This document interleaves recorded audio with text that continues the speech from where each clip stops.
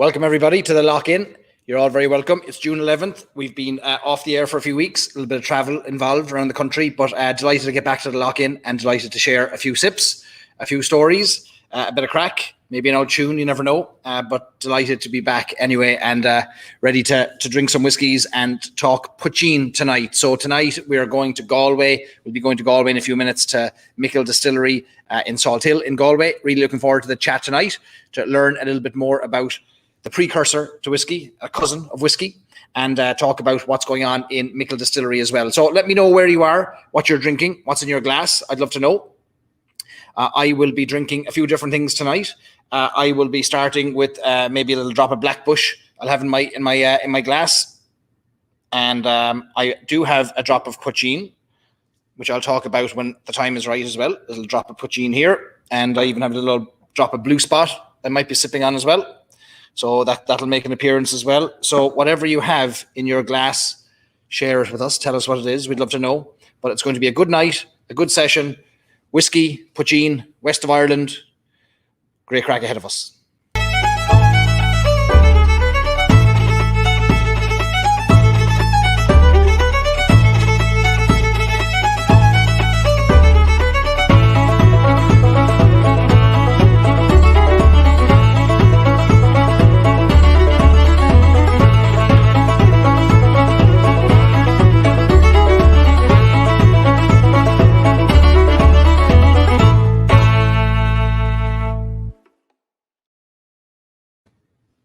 Welcome. If you're just joining us, we are about to kick off the lock-in Friday night. I'm going to pour myself a drop of Black Bush in my glass here.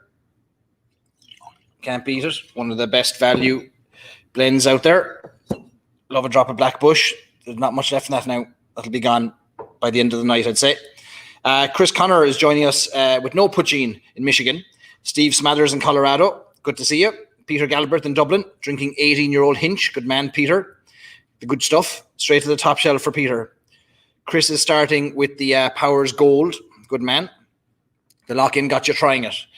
Every good house in Ireland has an old bottle of Powers Gold stuffed away in a closet or on a shelf somewhere. Ed is joining us with a Tipperary Watershed. Good stuff.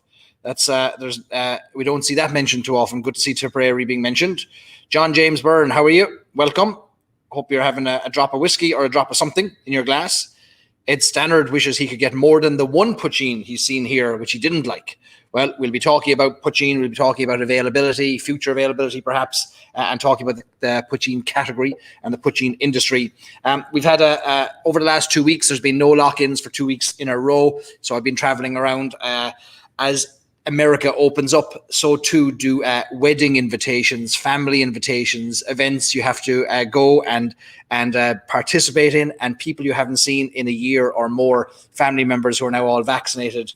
It's the time to go and see them, and I'm delighted to see America slowly but surely opening up, and hopefully it continues to do so, and there's no backpedaling, and we don't have to go back to any lockdowns. So it's great to see it, and I know Ireland is slowly following as well, and hopefully things don't take a turn for the worse there, and that the bars, the restaurants can continue to open. So what we'll probably do over the next few weeks and months is, as the world opens up and bars open up and pubs open up, we'll do more in-person events. So last week in Ohio, we had our first in-person lock-in, and well, the statute of limitations aren't up on that, so I can't declare whether it was actually a lock-in or not, but let's just say it was very, very late, if that gives you any hint anyway. And it was great to see so many people turn out. I think we had, at the peak of it, we had about 50 people in, squeezed into half the pub, Fado in Easton and Columbus, which was great, sipping on a few good whiskies, and people came from 3-4 hour drive, some of them, to get to the event, which is great fun. So we'll probably do more of those. So we may not have a lock-in every single night or every single Friday night, but we will have lots of in-person events as well coming up. So we'll try and find a balance. I think the lock-in came out of the fact that we were locked into our homes and couldn't go anywhere. And now that we can go places, we're going to have to find some kind of balance between staying at home and going out and actually spending money in places that need our help and need our support. So hopefully I'll see more of you around the country as we do that as well. Ian McDougall is up after hours. Good man. Good to see you. You're never here, but you're welcome. We won't kick you out. You're very welcome here. There's lots of you have poteen. Fair play to you. Steve has got the Kilo and Cuiga set. Fair play, which is that's an unusual one to have in Colorado. Not many people had that. Let me see, what else have we got here? John has got Micil Heritage in his glass. Good man. Fair play to you, John. Lock in, not lock in, says Chris. Yeah, we'll go back and forth depending on the events we can throw and where we're going to go. And I've got a few weddings and things coming up as well that I have to attend. But we'll try and structure some get-togethers around the country over the next few weeks and months as well. So stay tuned for all of those. All right, so tonight, whatever's in your glass, just let us know. We're all raising a glass to each other's health and good health, and long may it continue. Tonight we're going to Galway. We're going to have a good crack tonight. We are going to the west of Ireland, to Salthill, where there is something very exciting happening squirreled away behind a bar in Salthill. So let's go to the lads in Salthill now and bring them on. Pádraic Ó Griallais and Mark McLaughlin in Micil Distillery. Welcome. How are you getting on? All right. Thanks a million for having us. Thanks for joining us. I know I'm always shy about asking people at midnight in Ireland, would you ever start your night with us at midnight? Knowing these things can go on, but fair play to you for looking as fresh as a daisy at midnight. We do our best. Now, Mark, in fairness to him, he's obviously, that bit younger, so obviously, of course, he's going to look much fresher than the likes of myself. Mark, you're no matter where we do a lock-in or when we do it, you always seem to pop up somewhere and jump in on it. There's no getting away from you. I'm looking forward to the stories, tips and trips, and I'll be at every destination. You'll not know where I'm going to come from. I'll just pop out of it. Might come out of a cask or a bag of barley or something. We'd expect nothing less. It's some return on your investment of giving me an Irish coffee that one day up in Searson's many years ago. And geez, we've had three or four sessions later here in a lock-in, and we're still getting a return on that Irish coffee, aren't we? Yeah. Well, it's as I said, throughout. Obviously, we're coming out of lockdowns now, and most places are opening up, and people are getting back to a bit of normality. But this time last year, when these lock-ins were kind of really gaining momentum, it was a great kind of platform for people to almost socialize virtually and talk about Irish spirits. And it's been a great, platform for small Irish brands to start to, get in touch with the American public and talk to, tell their stories even prior to actually getting the products over there. So we're absolutely delighted to be on tonight. And I'm delighted to be on again, but it's good to have the big man here as well. Well, Pádraic, we've not had the pleasure of meeting in person, but we'll change that as fast as we can. But you're in a city, and you're from a city that's very close to my heart. I spent a good few years living in Galway and absolutely loved it. Tell us about where exactly you are in Galway, where the distillery is in Galway, and a little bit about your own background that led to the creation of the distillery. Yeah, perfect. So we're in Salthill. It's in basically the realms of Galway City itself. It's a short walk, I suppose, from Galway City Centre, and lots of people walk out this direction, to walk the prom and kind of get closer to the sea. And you're very well prepared. You're jump into it. All the imagery. And that's the diving tower there on the right hand side. So believe it or not, last year was the first time I ever took a dive off that tower. It's great fun, and got into sea swimming this year. So if you're into the sea and you're into distilleries, Salthill is a great location. So we're in the Oslo Bar, and it's I suppose the Oslo Bar would have started out as the Galway Bay Brewery back in 2009, and that's the front of it there. And they would have been the forerunners, I guess, in craft beer in Ireland, and they've really, to give them credit there, in terms of craft beer, they've produced some phenomenal beers and continue to do so, and their brand grows very well. And that photo there, that's my brother Jimmy, and he's our head distiller there. He's making some wonderful spirit. He's not actually listening at this minute. He's not long gone home, actually. We're doing a very big production on at the moment of gin, and he's putting in some serious hours there. So he's a great crafter, and that's our copper pot still there behind us. So very humble, relative to some of the bigger distilleries. But of course, we will get there. You should see the small still we had when I started here in 2016. It's a lot humbler again. But we'll give you a view actually of the old family still that we still have in our possession, and we might share a little story about it later. I know it's the lock-in, but stories and sips as well. It's important to get that story in. But do you want me to kind of explain how we started in 2016 and a bit of background? Yeah, I'd love to hear a background, because would it be right in saying you're not a distiller by trade? Was there a bit of school teaching involved at some point? Yeah, there was, and that was my professional career to begin with. I studied in UIG, like Mark here, and loved the Irish language. It's our first language there at home, so that's what we actually speak. And studied geography as well, and decided to become a secondary school teacher. And I also tutored in UIG for a good number of years there. And but the draw of bringing the family tradition to life was very, very strong.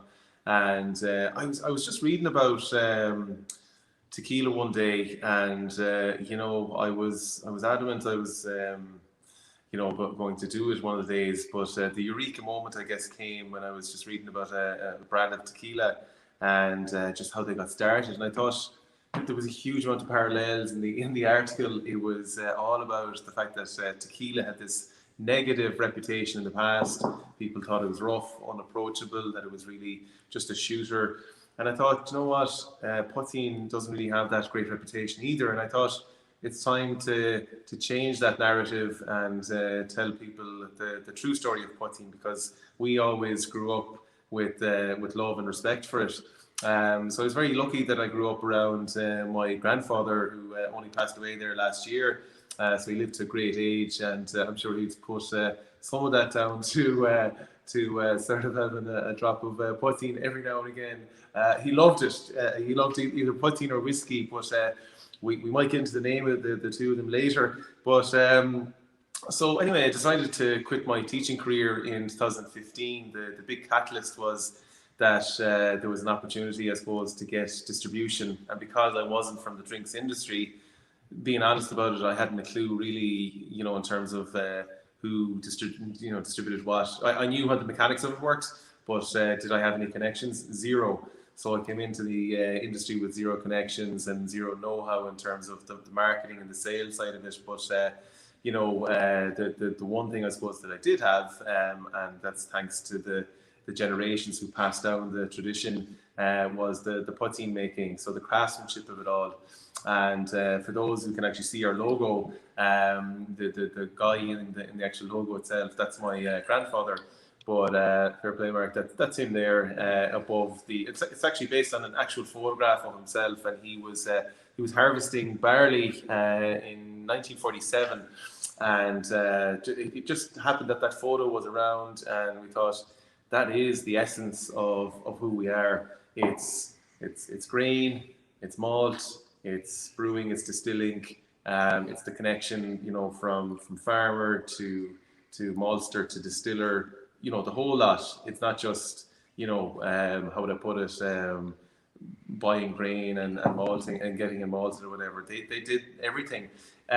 So that was like fascinating, I have to say. Just even, I know you'd have to be passionate about it when it's in the family, but just my grandfather was a Shanachie, and he had a wonderful way of telling a story, and I suppose that really draws you in. And we were very close as well, so I paid particular attention to him, and he was delighted as well that I did pay attention, because he really admired, I think, people who loved the folklore, etc. Anyway, I suppose moving on then, we opened up Micil Distillery in 2016, not without its challenges, and it was actually a brewery. It was sort of only running part-time.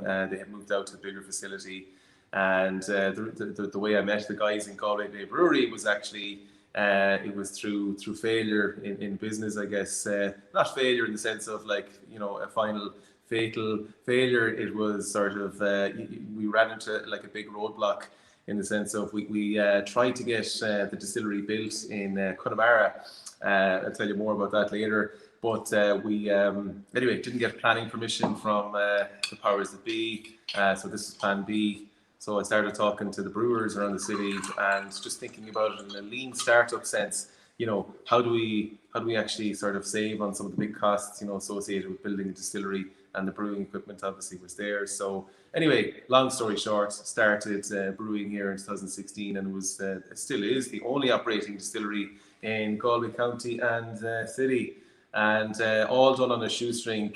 Most people who actually learn of the actual figures involved, they're like, we wouldn't be able to start a brand on that kind of level of money to mind actually open a distillery. But I think it's sort of the old poteen making way and the old generation way of sort of being resourceful and having resilience.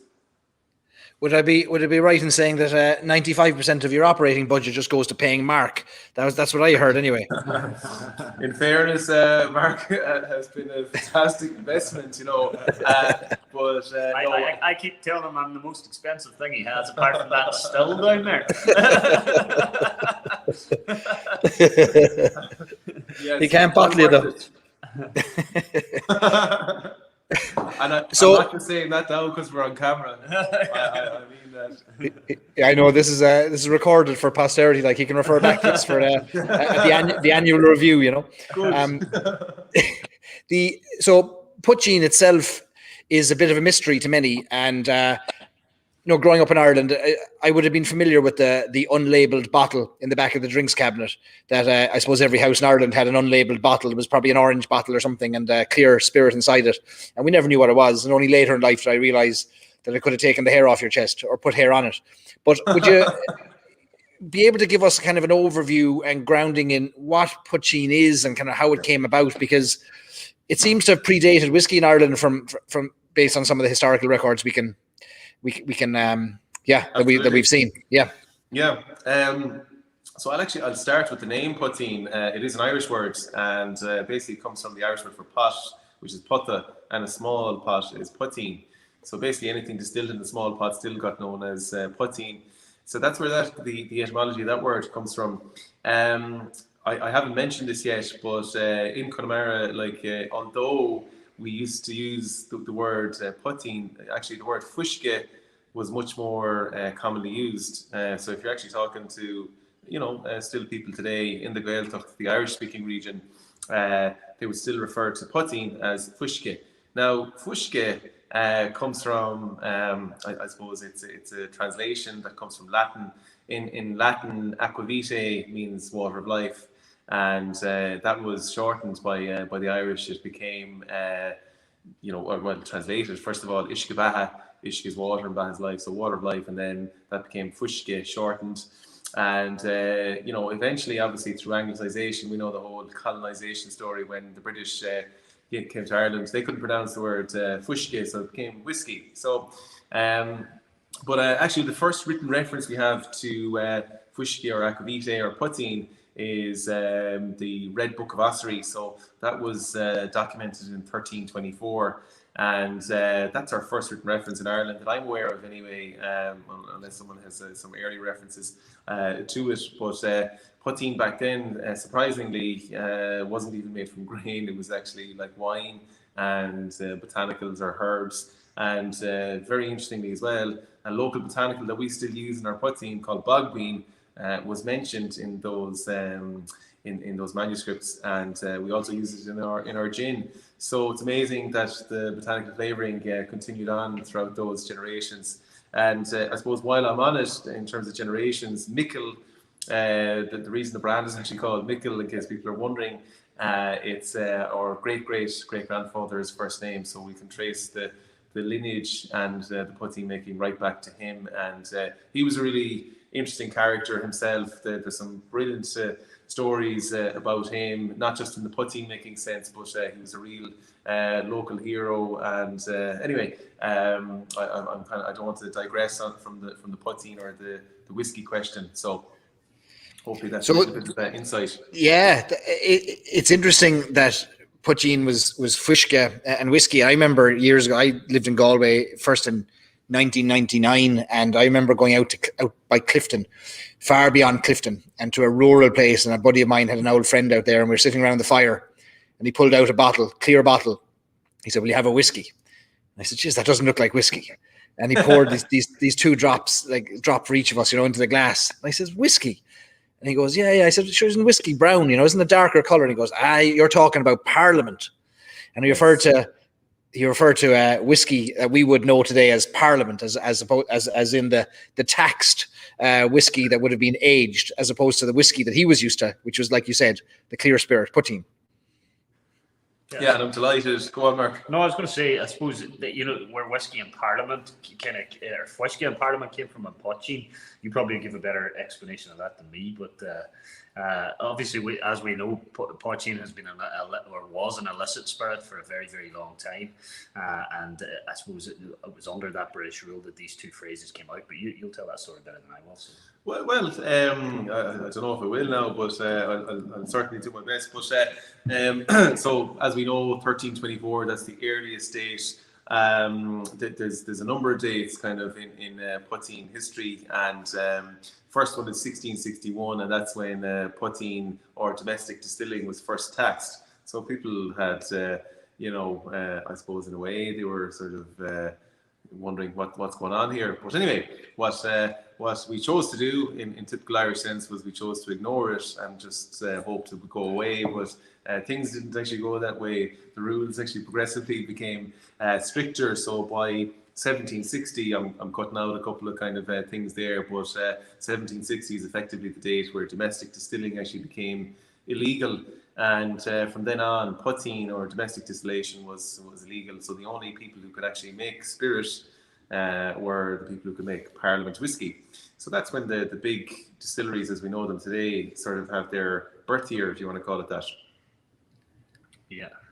And I suppose the major connection there, I think we talked about it before, the kind of 1760, you're talking 1757 is the start of Kilbeggan, George Road Distillery, and then into 1780, obviously being Jameson, 1790. So that was a very kind of key period for the Irish whiskey industry.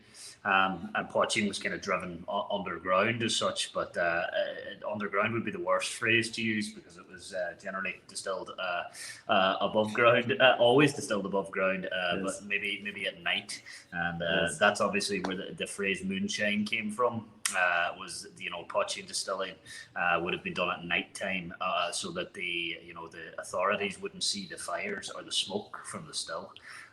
So there's a lot of kind of connection in there, but with 1760 and pot-cheen or domestic distilling officially being banned, I suppose pot-cheen kind of thrived in more rural areas, being kind of the further away you were from Dublin, the more chance you had of successfully distilling away without anybody noticing. Obviously Connemara, where Pádraic's from and his grandfather was a hub for it, as was Inishowen, where I'm from in Donegal. And if you went to the wilds of Connemara and the wilds of Inishowen, they're 2 very, very similar places, and both just as far away from authority. Even nowadays, probably more so than ever. I don't see any guards about like. They're out there, but they're not raiding illicit stills like they used to. But we, distilling, I suppose, the kind of connection that's in there, and we talk about Fushka and Parliament a lot here. The connection that's there is that around that time in the 1700s and then in the mid 1800s when Micil would have started distilling, the truth of the matter is that pot-cheen and whiskey were only separated by the buying of a license. So the production was pretty much the same, only that the pot-cheen distillers were using small pots. So in those days, especially, it would have been made from 100% grain. So, and generally locally harvested grain, as we said with Micil, they're carrying the sheaf of barley. That picture that ended up on our logo, that barley was probably destined for a bottle. And they would have used whatever was available in the community or being harvested or in season. So you would have barley would have reigned supreme, but you would have had oats, wheats, and possibly rye used as well. And even Pádraic's grandfather, Jimmy, he would have talked about, say, grains like rye. He wouldn't have used rye too often because unless he absolutely had to, because it used in higher quantities, it tended to burn out the pot. And the pot stills were a prized possession for these families, and very, very hard to go about getting your hands on sheets of copper without getting noticed. So And there is a lot of similarities there, but a huge part of that in Connemara and in Inishowen as well was that they would have been malting their own barley, and using these makeshift kilns. And if anybody, we might do some more stuff with you in the future, Barry, but we've some great pictures actually of old stone kilns that are still lying out in out on the land in Connemara, which is amazing. And actually, Pádraic is a great picture, and I'm sure he could bring you to see it if you're ever this way. But of a kiln stone, so a large stone that would have laid over the barley that has been split with dynamite, so that the rain would get through and you wouldn't be able to malt the barley. But he's a great picture there of one of the malting kilns being split. But with that, what they would have predominantly used for drying those spirits or those grains is peat. So the majority of pot-cheen being produced kind of through the late 1700s, mid 1800s, and kind of through on in the most rural areas and the most, I suppose, traditional pot-cheen makers like Pádraic's family, there would have been peat involved at all times, which we're very proud. Actually, I suppose we should show off some of the products, but pass the wee bottle of heritage there. Yeah. Where was home? Was there a family home somewhere in Connemara, Pádraic? Yeah, so we're from a place called Indruan or Inbrin, the anglicised version, just in case that's easier and whatnot. And that's sort of, if you want to call it, the link, in terms of, the land to where, the cultural link, the land link in terms of that's where the grain was grown, that's where the turf was cut. Everything was really localised. That's where the water was. And they all contributed to make a fantastic product, and you add the craftsmanship into it, and it's just amazing what they were able to do with so little, from seed to grain to malting it to drying the malt. And Mark made a fantastic point there that most of the malt, if not all, was peated back then. So in other words, the turf was used actually to dry out the malt. It's even the police or the Gardaí would be keeping an eye out for kilns, because if they could cut it out at that stage, it meant, well, they wouldn't have the malt to actually make the product. But that stone in particular, that kind of boulder, I suppose I should say, that Mark referred to earlier, it was an interesting story. The actual kiln itself, I suppose, yes, in one sense it was makeshift, but I'll tell you one thing, it had this, very well laid out sort of, if you want to call it, a basement might be the right word, but a huge space underneath the boulder, and they used to dry out the malt there. But anyway, the police got wind of this malting place, so they decided, and this is pre-mechanical drills, they brought what were known as jumpers, and just imagine this, like, early 20th century, they brought like these jumpers up to drill the stones. I don't know how long it took them, but anyway, they filled the holes in the boulders anyway with dynamite or gelignite, may have been the product at the time, and they blew up basically that boulder. Now the boulder was so big that they actually just split it in half, but that was enough so that the rain would trickle down into the middle of the kiln. So it put it out of use. But anyway, they had little for doing, as my granddad would say. Were you aware of pot-cheen then growing up? Like, did you see were there bottles trading hands and knocks on doors and things being shipped back and forth?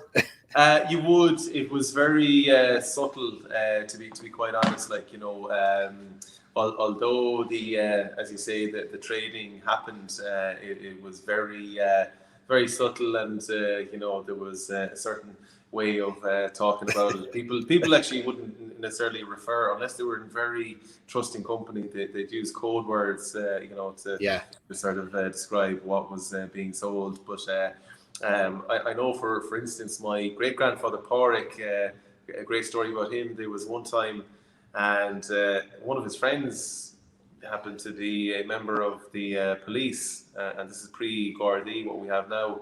He asked him, listen, he was Pádraic as well, he said, I'm looking for a gallon. And he said, oh, no problem. when do you need it? 2 weeks time. Okay, I'll have a gallon for you. Will you collect it here? Oh no, he said, I need you to bring it to Spiddle. And Spiddle is the nearest village, which is where his barracks was. And he thought, geez, that's unusual. So anyway, he didn't want to, because of the relationship and because he was sort of the authorities, he said, okay, I better actually bring it. But he got a bit suspicious. He was wondering, was he being led into a trap? But he thought, listen, I'm kind of damned if I do and I'm damned if I don't. So he brought the gallon in a clay kind of, if you want to call it container, in a kind of a Hessian bag. And he was walking towards Spiddle and he was getting nervous. And because the location, and you wouldn't believe it, the location for delivery was the police barracks, right?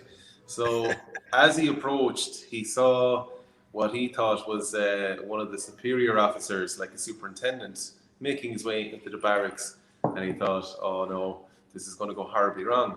So in he went, sat down, left the bag beside him in the barracks.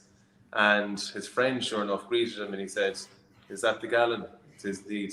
Handed over the money and off he went. But he always maintained that it wasn't for his friend that he knew quite well from the police that was actually getting the gallon. It was the superintendent. So they had a thirst on them too. He didn't want to be seen, if you want to call it, he didn't want to be seen to be buying it directly, which is why the other thing took place. I know, yeah. Dave Cummins there saying poteen in the Holy Mary bottle in his house, and I think in a lot of Irish houses.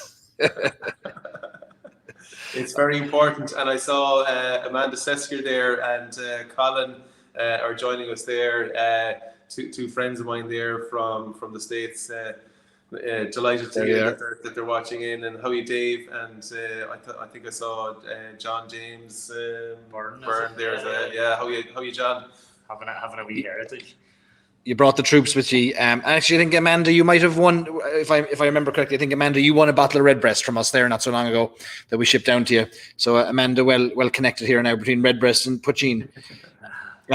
Some of you are having some trouble with the comments on Facebook. If you are having comment issues, just kind of refresh it or head over to YouTube. We've got as many watching on YouTube as we do on Facebook at the moment. So if you have glitches, do a little bit of a refresh. Cahor says, was in an ancient Paddy's bottle in his house. Still have a drop left. Same in our house. Yeah, a little drop of a Paddy bottle. Yeah, exactly the same. But you have to be careful which Paddy bottle you grab because you'd have a Paddy bottle full of orange for the picnics. And you'd have a Paddy bottle full of the clear pot-cheen, like not for picnics. You have to be very careful. It could be a very different picnic. It could, yeah, it could. You talked about the Parliament and Fuishka and the taxation and Charles II with his alcohol taxes, his excise taxes. It seems like the history and the evolution of alcohol generally is the history of taxation and legislation, either to promote or most likely to restrict the production of alcohol. And it's never had a good ending, or it's never had the intended ending, has it, between prohibition in the United States or trying to drive poteen underground. It never worked. In fact, it had exactly the opposite effect, even where you were growing up, Mark, like in Donegal. I mean, wasn't that the epicenter of poteen production after taxes were levied?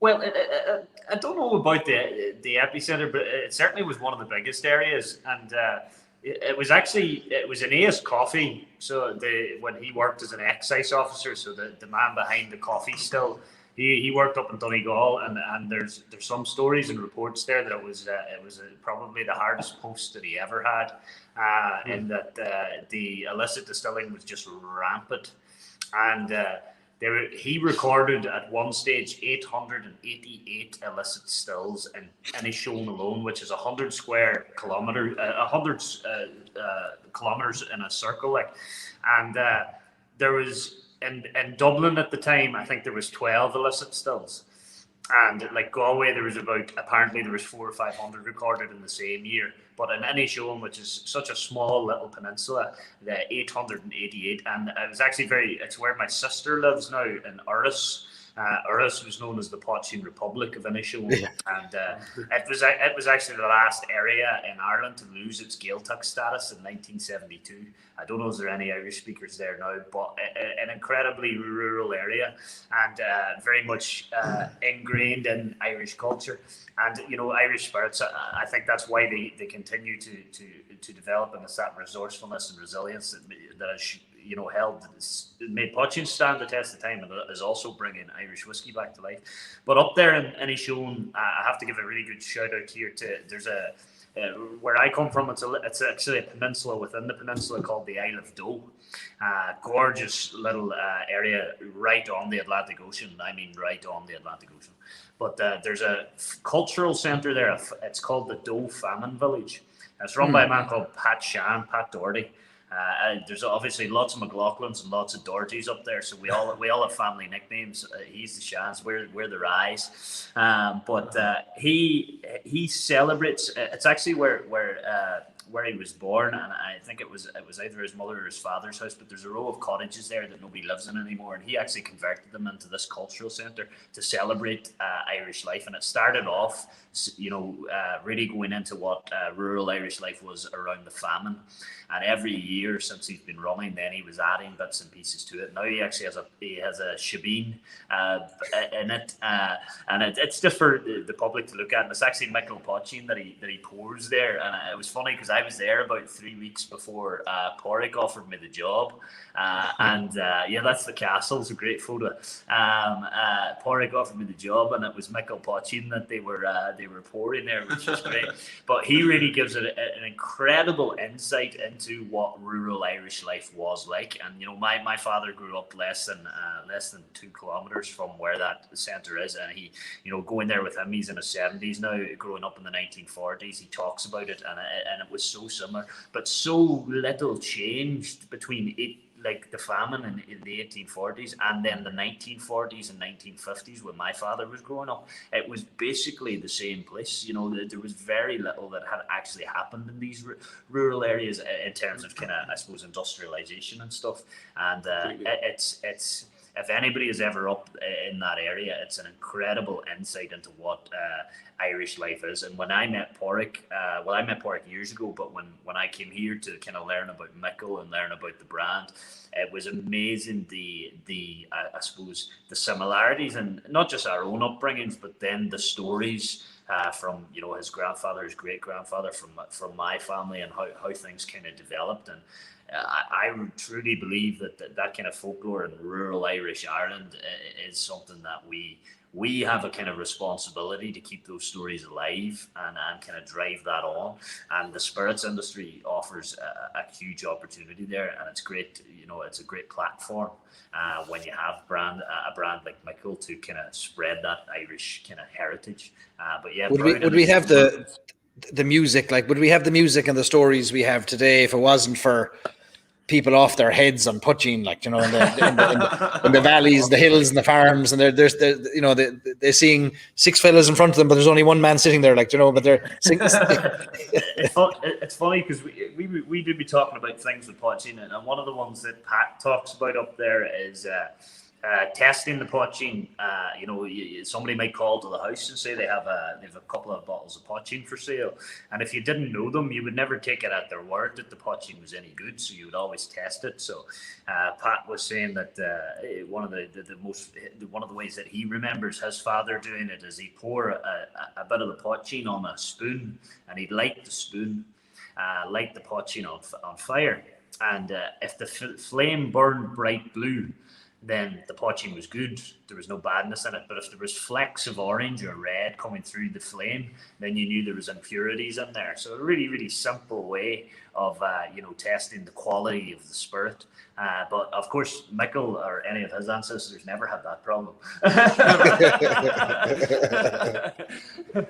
It all burned bright blue at all times, I'd say, in the Ó Griallais household. I see, John. I'll tell you a little other test there in a second that people can use. But I see John Byrne there. He's only around the corner, apparently. How are you, John? Great that you're joining us in Salthill. But one of the tests of poteen to tell the strength I don't know if people know it, but you take normally like a clear bottle of poteen, and you give it a shake, and the longer it keeps the bubbles, the stronger the alcohol. And that's actually the way they used to tell how strong the poteen was. And it's very, well, it's quite accurate really when it comes down to it. Interesting. Yeah. There's another one here in the comments from Ronan Mitchell wondering, what about it turning milk? Was it bad? Is that if you added it to milk and it turned the milk bad? Ronan, you might have to elaborate on that one.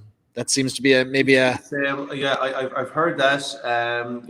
Definitely, it wouldn't be a good sign. And if it, as Mark was saying, if it didn't burn blue, not a good sign. But I better give a quick wave to my mother there. Is that Kay McLaughlin? How are you, Kay? How are you, mammy? How are you getting on? I haven't met this lady, but how are you, Kay? Another good West of Ireland woman. proud Mayo woman. Checking in on you. Keeping an eye. He's doing great, Kay. He's doing great. You don't have to worry about him down in Galway. He's in good hands. He's got whiskey and spirits around him. He's fine. He's well able to look after himself too.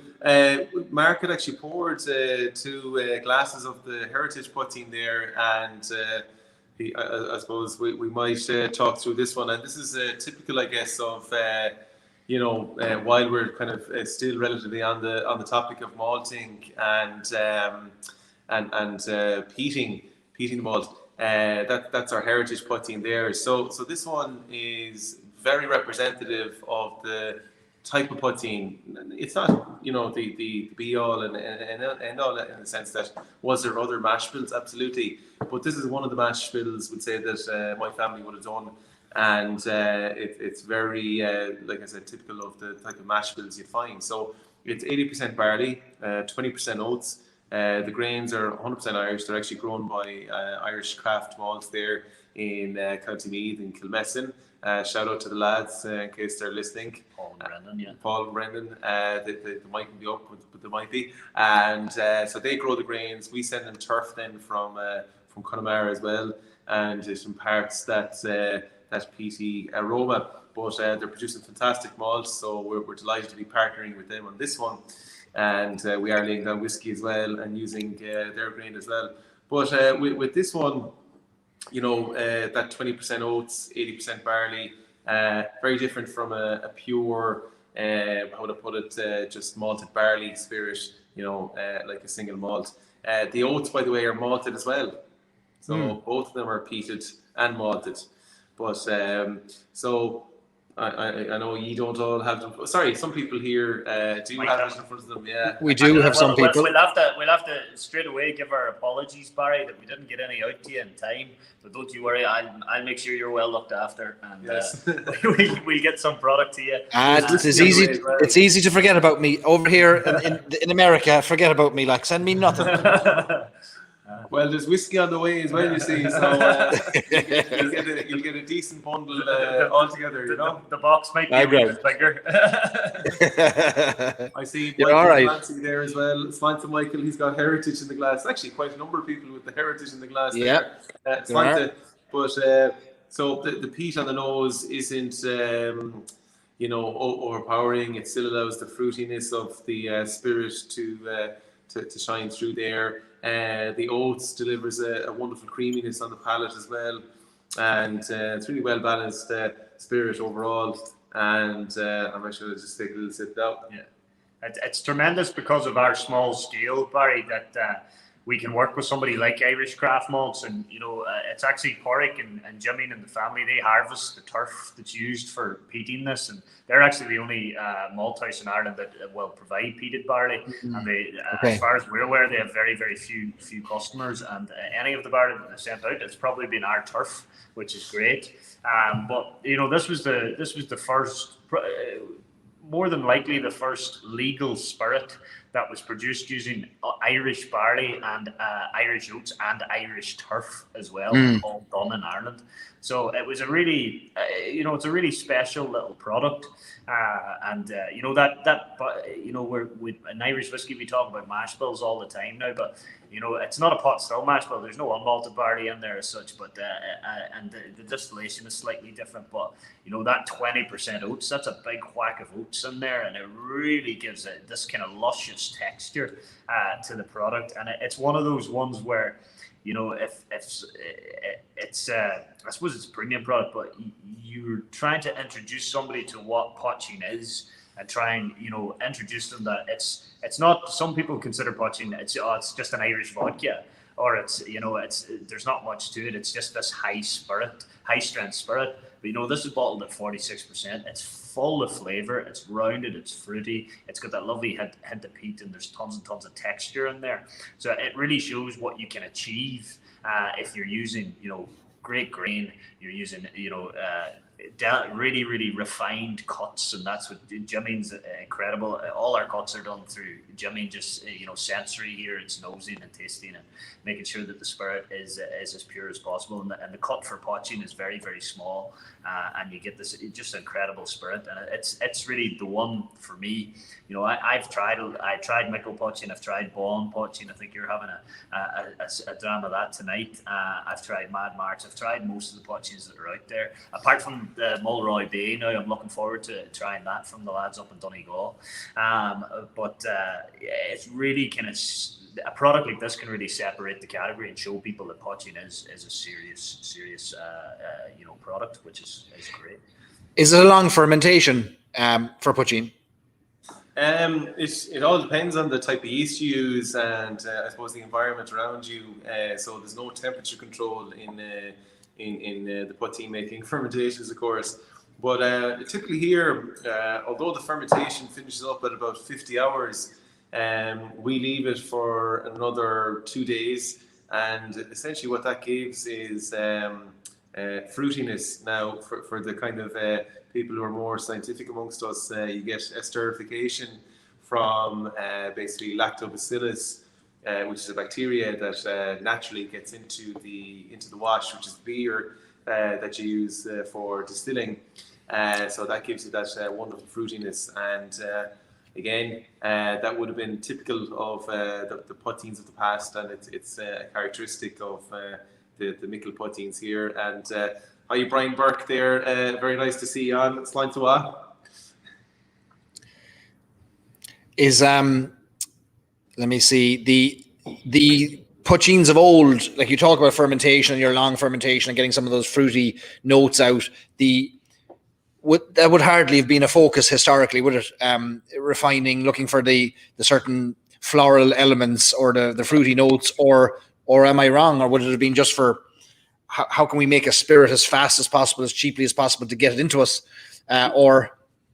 Yeah, there was a balance. There was a balance, I suppose, to be found there. The environment was very much, a big part of how the product actually turned out. So, in other words, there wasn't this, big focus on consistency from year to year. The focus was on high quality, so you'd get the best available grain that year. So, in other words, you might grow all barley one year, and it could be a mix of rye and barley, another mix of oats and barley, etc. So, in other words, the mash bills would vary, but inevitably you'd malt them. And the other thing, because it was all done outdoors, you can imagine the level of bacteria getting into the fermentations there, would have dramatically added to those flavors. And again, not to overemphasize the peat, but even the peat heating the still, and you're getting those Maillard reactions on the bottom of the still, from the turf kind of heating up the still and getting sort of almost areas that are hotter than others on the base of the still. So yeah, I think their focus maybe wasn't entirely sort of focused on sort of refining the product, but they were always trying to do things better where possible. Obviously, they had to do it at night, so they had a limited time frame. So it took a really huge amount of skill to set up and do such a refined product, you know, with so little resources, and the only thing guiding them really was experience, their nose, their palate, and their eye. So you know, running, keeping the temperature distilled consistent, just using a turf fire was an art in itself. So you know, these people were true craftspeople.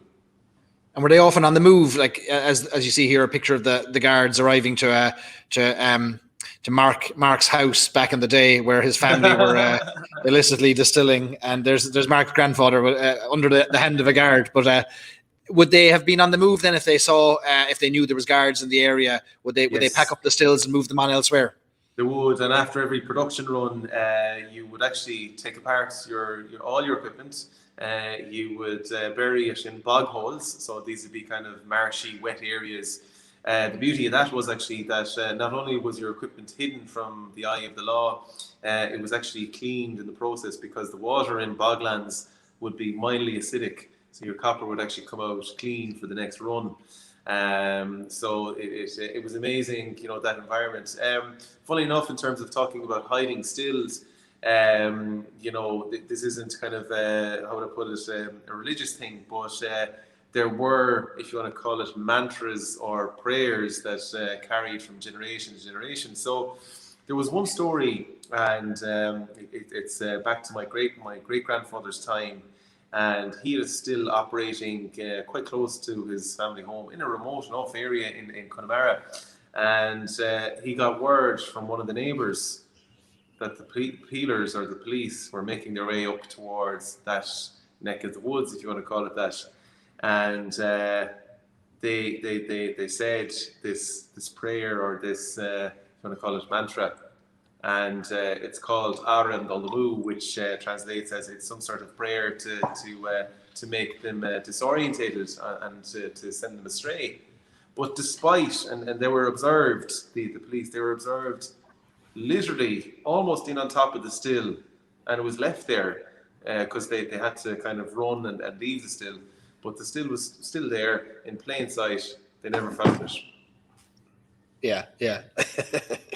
I'd say you couldn't walk through a field in Inishowen or Connemara without tripping over a still or an old line arm of sorts, injuring yourself. It'd be hard.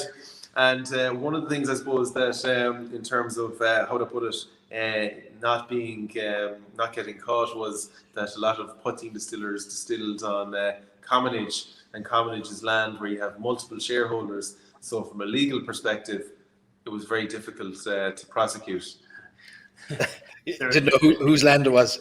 You're talking about prosecuting there, in that Shabeen in the Doe Famine village, he has loads of newspaper clippings up on the walls, and it's actually on board, so it's not the clippings themselves, but it's stories of pot-cheen production, or pot-cheen, I suppose, people getting prosecuted for pot-cheen production. And there's a fella, and this is literally less than 100 yards from where my parents are living now, and a wee house over the road called Willie the Shores. And Willie the Shore was William McLaughlin, but his house was it was the last house on the shore, so they became known as Willie the Shore. But I think it was Willie had a son, Willie Jr., who would have been alive when I grew up, I think. But his father anyway was jailed for pot-cheen production.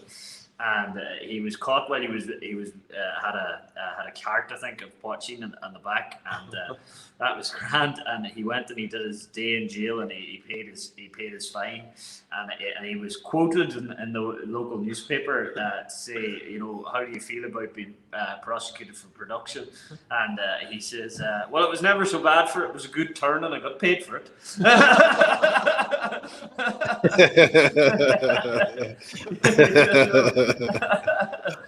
So it was, it's funny how close to home it actually was when you start to look into it, because I wouldn't have been overly aware of the pot-cheen production in Inishowen until I really got into spirits, you know, when I was in my early 20s. There's so many there's so many stories. It keeps so many stories alive, which is great. It does, yeah. But speaking of legalities and sort of arrests and whatnot, or lack of arrests, there's a particularly famous story from our neck of the woods, and folks, for anybody who's listening in, you will have to read between the lines. I won't be able to elaborate any more than the information that I know.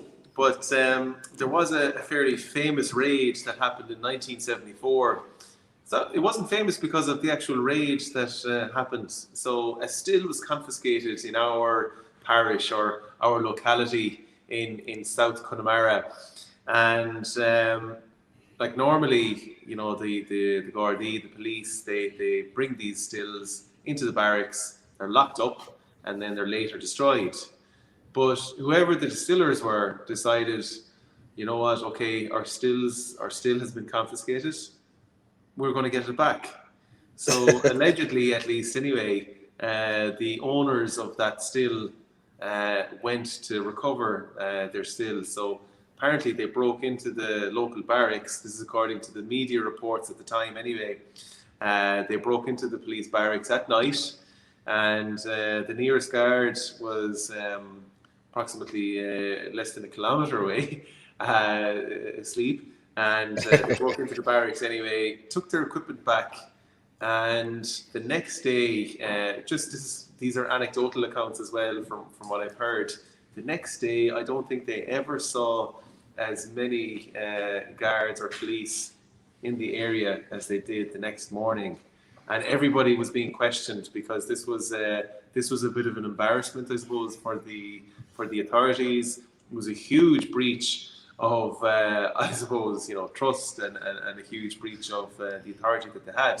Anyway, the still was never recovered, and some people may have been arrested. Lots of people were suspected. So you can imagine any of the distillers that were kind of known to the local police at the time were all questioned, including my late grandfather, Lord have mercy on him. But anyway, he was questioned. They even, I suppose, you know, they really went tough with their questioning. But anyway, nobody was ever arrested or prosecuted for that crime. And would you believe, it's funny, we're not superstitious or anything here, but you would hear the occasional story that the still is still around somewhere. And we are believers. It's not the still you're using yourselves, is it? Oh God, no. As the camera turns to a still. So this would be a representative example of what poteen stills looked like back in the day, you know, and that'll be kind of the typical size as well of what was confiscated back then. And that still was in our family, going right back to the time of Pádraic, my great grandfather. Is that right? That's right. Unrelated, but you know, it's completely unrelated. Yeah. Yeah, it's important for people to visualize, you know, what exactly we're talking about. You know. Yeah. Have you locked the front door? You have. We have. And the back door. Some creativity. You'd have to admit. I mean, going back to those days where not just hiding the stills and hiding production and trying to get rid of the smoke, but just using whatever they had, be it drums and barrels and buckets and dynamite. I mean, it was more than the addiction to alcohol. It was survival, wasn't it? I mean, for many, there was no other way to make money. This was how they helped pay the rent, wasn't it? Absolutely. And, you know, in an area where, the land, relatively speaking, wasn't that productive, I mean, this gave them a lifeline. And in a sense as well, it was kind of a representation of the spirit of the people. They were sort of pushing back against the oppressive authorities, and this was their way of, you know, expressing themselves, as well as the language, which was, obviously, banned at the time, So it's amazing culturally. But speaking of all the materials, it's probably important to give a shout out to the people who made the stills back in the day. They were braziers. And there was a local man in our area. He was actually a Mayo man, and his name was Montague. But according to that was his surname. Anyway, although he was a fantastic craftsman, He wasn't actually that personable, but because of his brilliant skill, people still had a great respect for him and for the stills that he made. So they forgave him for not being maybe the nicest person in the world, but his skill was undeniable. And they were all. So where would he have found the copper for those stills back in the day? Where would that have come from? I'm not totally aware of that, but they had ways and means. I mean, it's interesting actually that when Percy's distillery, that was the last operating distillery in Galway, was still operating, the people who were distillers, they used to get yeast. They'd buy yeast from the distillery. Now, not legitimately, they would know people maybe working in the still house, and they'd literally buy it by the bucket, fresh yeast, which they would then bring from Galway City out to Connemara and then pitch into their wort to start the fermentations. So amazing. Yeah. Why did it take so long, do you think, for pot-cheen to be legalized again in the late 1990s? I think we were, if you want to call it, I don't want to use the word backwards in some ways, but we were conservative in terms of how we looked at things like this. We've become far more open-minded, and really, I think the authorities themselves realised, hang on, the original reason for banning poteen was actually that they couldn't control the taxation and the regulation of it. Not the strength, by the way. People always assume, poteen, it's really high strength, it's very rough, etc. And it's made exclusively from potatoes. Well, it's a grain spirit. It doesn't have to be that strong at all. It should be well made. And but anyway, so I'm sort of digressing there. But where were we going with that line? We were talking about legalization and the reason for it in the 90s. So I think the authorities sort of grasped that there was more of an opportunity for them to win in terms of taxation and in terms of more exports from Ireland, etc. And the first poteen, I believe, if I'm not mistaken, would have actually been exported even before it was sold domestically. So there is a bit of credit due, I suppose, to a guy called Oliver Dillon, and he had a brand called don't know if it's still around, but Bunratty. And so he would have lobbied government heavily. But there was loads of groups before him as well who tried to lobby government to legalise it.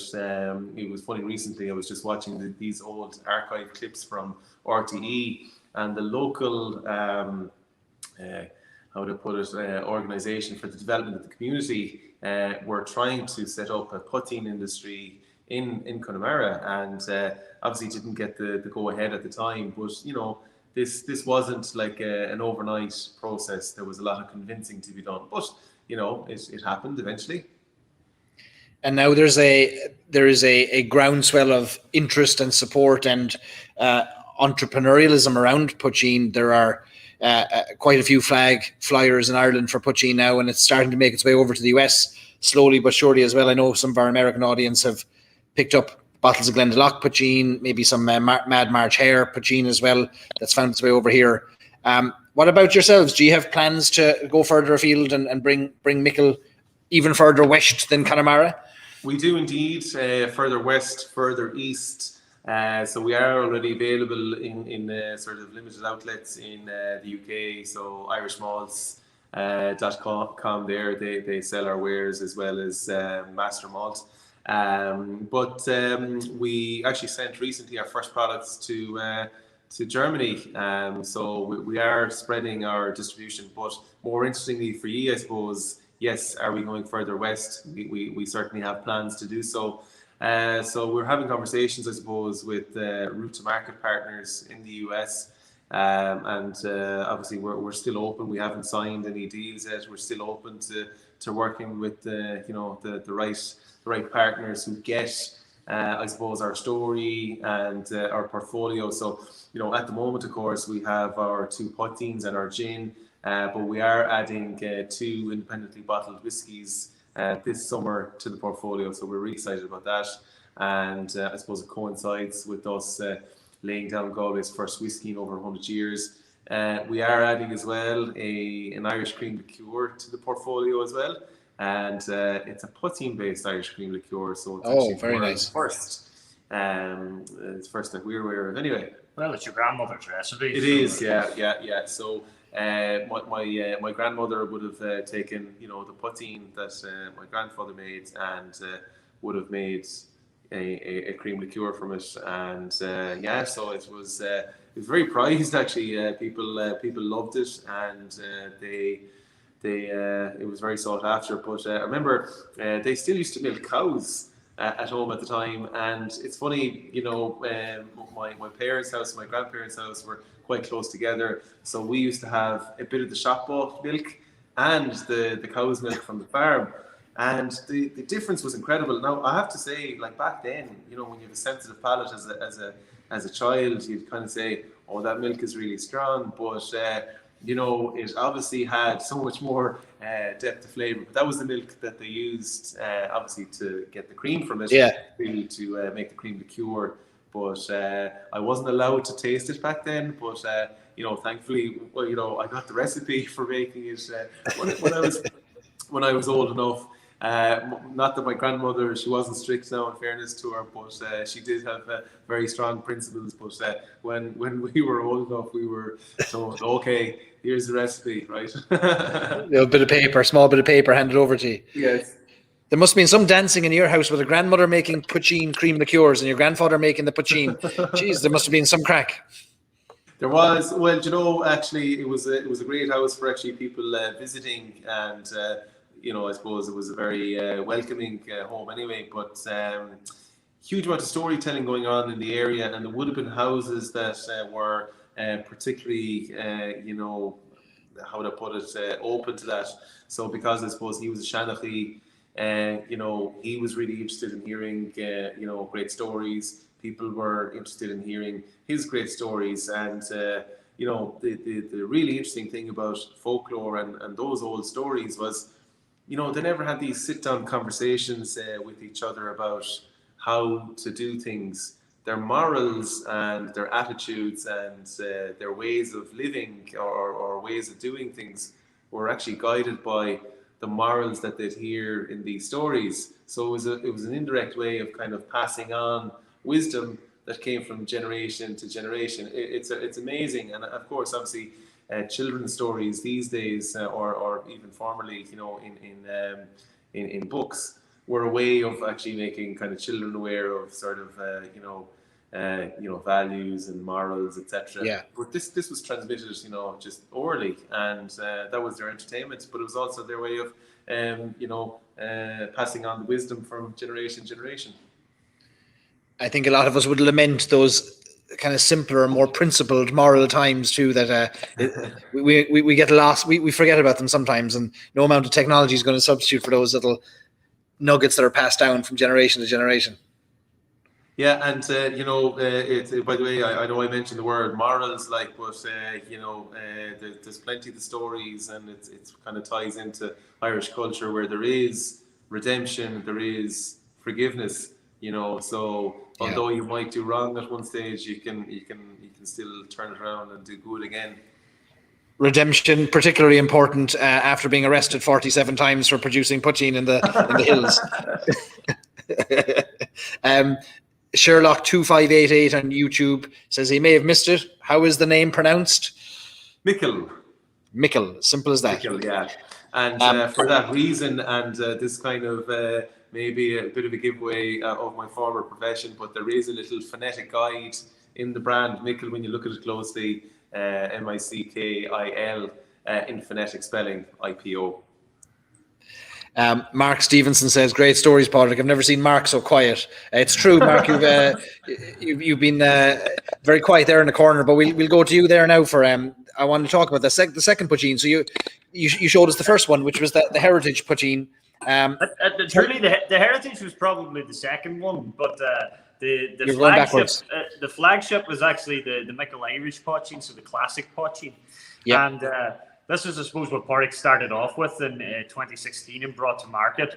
And it's a really interesting spirit as well. It's 100% Irish malted barley. No peat this time, so it's an unpeated spirit.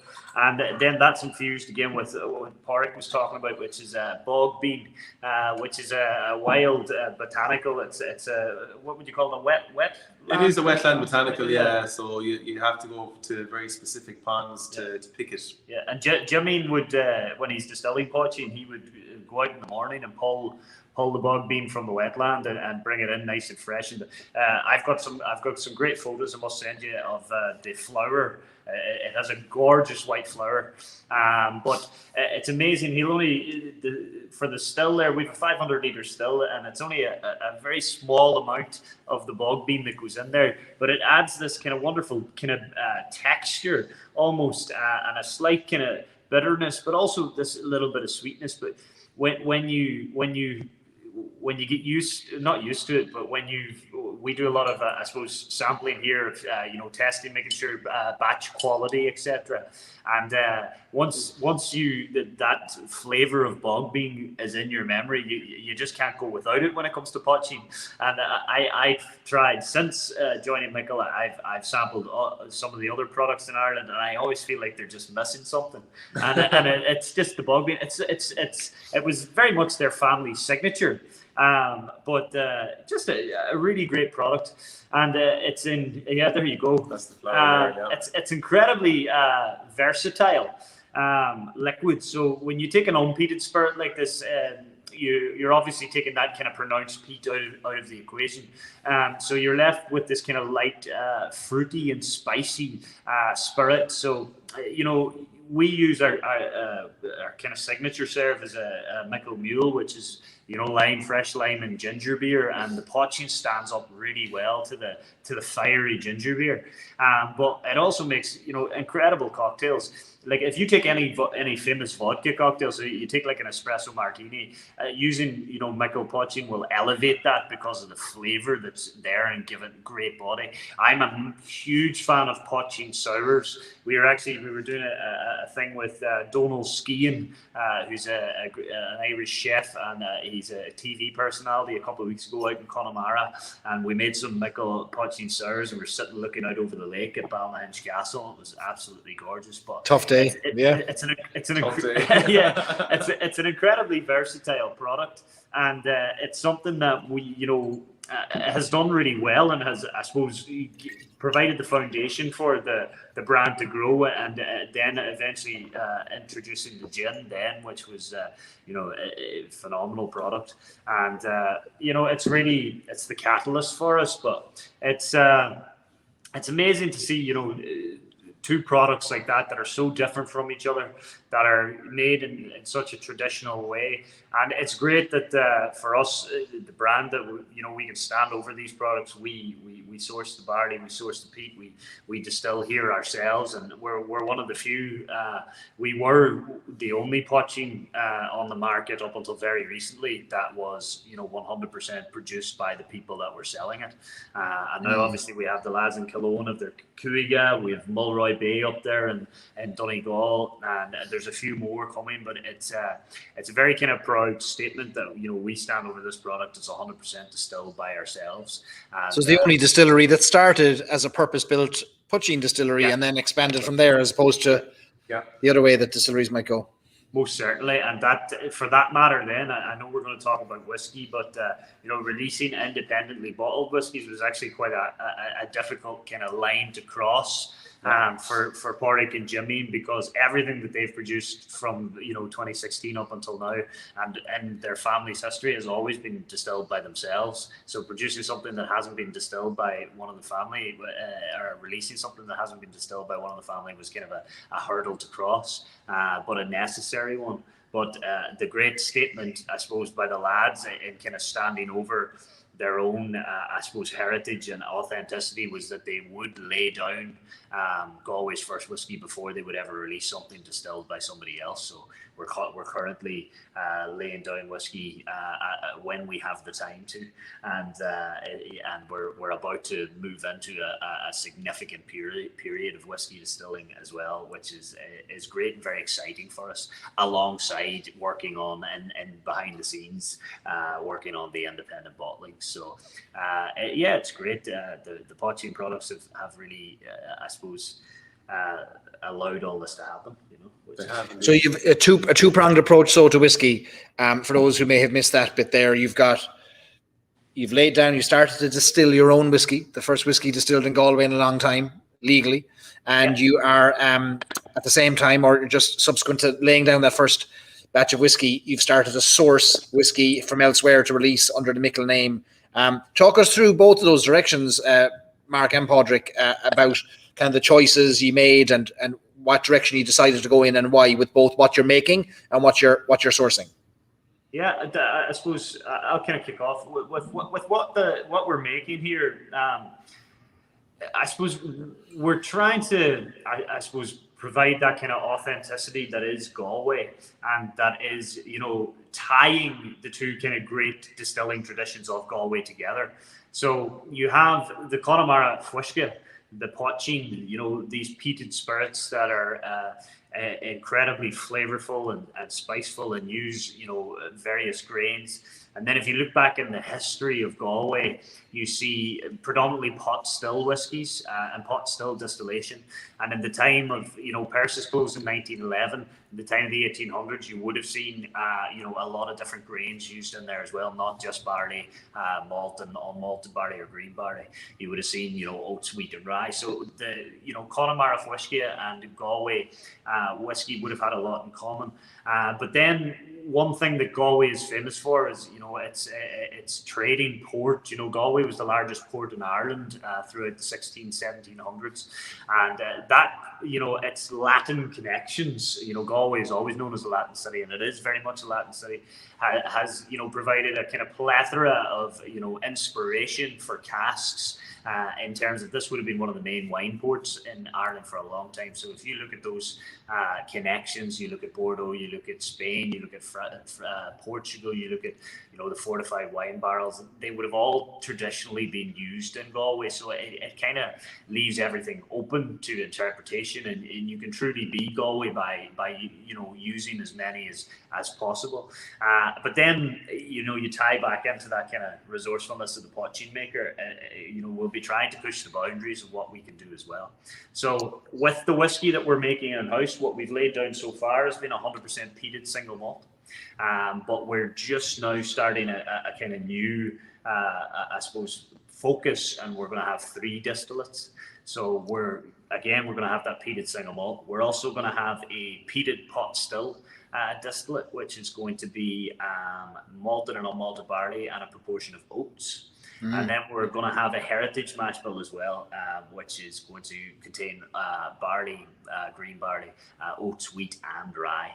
And they're going to be laid down in a variety of casks, and that will actually lay the foundation for our up and coming cask program. Okay, so that's the style of whiskey that we're making in-house. But without going into we might talk about the cask program a little bit more. I suppose, do you want to talk about the independent bottling? So, and before you talk about that independent bottling, like the whiskey that you're making in-house, you panned the camera around and you only showed us an old still that mysteriously appeared or kind of grew out of the earth or something, and you found it. But where is the whiskey made then? Is the whiskey made on site? Yes. Yeah. So you know the photo you had there of the still earlier on with myself and my brother there. We can show you live now as well. Yeah, we'll kind of try and do a little selfie mode here. But okay, I'll put a picture up there. So let me take a picture down. We get the still in here. So I'll spin around. So where we were sitting is up in our bar area, but you can see just down below the bar here. There we go. Still. So over on the far left there, you can see our, it's the hot liquor tank, and that's actually the open vessel there is our mash tun. So you can see how small that operation is. Jimmy hand mixes the mash, he hand turns it, it's as hands-on as humanly possible. And then we have our fermentation vessels. You can see there the stainless steel on the hard left. But that's Pádraic's new still there, the kind of pride and joy, which is I suppose it came in late 2019. That's right. And that's what we're using now for the whiskey production. But, you know, most people think, well, it's only one still. And that just, it is only one still. So you can think how arduous it is for us to produce whiskey. So all of our whiskies are double distilled, but they're all double distilled in the same still. Now you'll notice that there's a column on that still as well. It is a hybrid.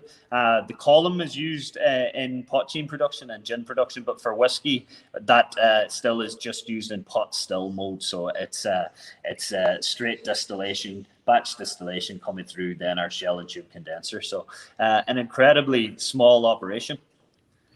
What's the capacity of that still? Is it in the single digits or a little bit higher? It's a 500 litre pot still. So if you're charging it there with 8% wash, you can do the maths there on it. What is it there in LPA? It's about 80. What is this? Let's put it this way. The easiest way to explain it is if we do our shift is generally a 7-day shift, and it's jimming 12-hour shifts. And what we can produce at the end of those that 7-day shift is 200 litres of spirit. So we can fill one cask. That's the maximum. And for that reason, we're laying down for our cask program, and for most of the production that we have here, we're laying it down in 50 litres casks, which we're having custom made for us now in Spain by a company called Casinolia, which we've recently struck up a friendship with. They're making them custom spec for us and seasoning them for us, which is amazing. And we're filling 4 50-litre casks a week, but that is our maximum production. And that's Jimmy sweating hard, like. No doubt. There's no other distilleries doing the really filling 50-litre casks, is there, in Ireland? I'm sure maybe. I'm sure there are distilleries that have some stock in 50-litre and probably less. But it's a thing that you need to be careful with. You have to be sure of your spirit quality. You have to be incredibly particular about the wood quality. Your cuts need to be quite fine. You need to have the right amount of kind of volatile compounds in your spirit along with those more pleasing compounds, because the interaction is going to be quick and fast. And you're going to have whiskies that kind of 4 or 5 years old that will be hopefully incredible for us, but we're not expecting to mature for long periods. Anything that we're laying down here that we hope to keep for a long time will be laid down in larger casks. But we're hoping to create a wide array of whiskies that the general public and hopefully our cask owners will get to enjoy in kind of 4 or 5 years time, which will be really, really unique. So you're kicking that off now, are you, the cask program? Yeah, soon. Yeah, in the next couple of weeks, we're as Pádraic said there, Jimmy was working the late shift today because we're finishing a large gin production run, and he would, if he was on here himself, he'd tell you he's glad to see that it's coming to an end, and there'll be grain arriving again next week, and we'll be back into whiskey production. So that's. Will I talk a little bit about the cask program before we talk about them? Please, give us an overview of it. We're gonna be running many distilleries run cask programs, and it's a great way, I suppose, to invite people to join your journey, and that's very much what it is for us. We're at a really crucial point in our distillery's journey and our brand's journey and growth, and at this stage now we need people to come and get involved and to help us, provide a platform for us to grow, and the best way for us to provide that platform is by providing casks of whiskey for those people to buy.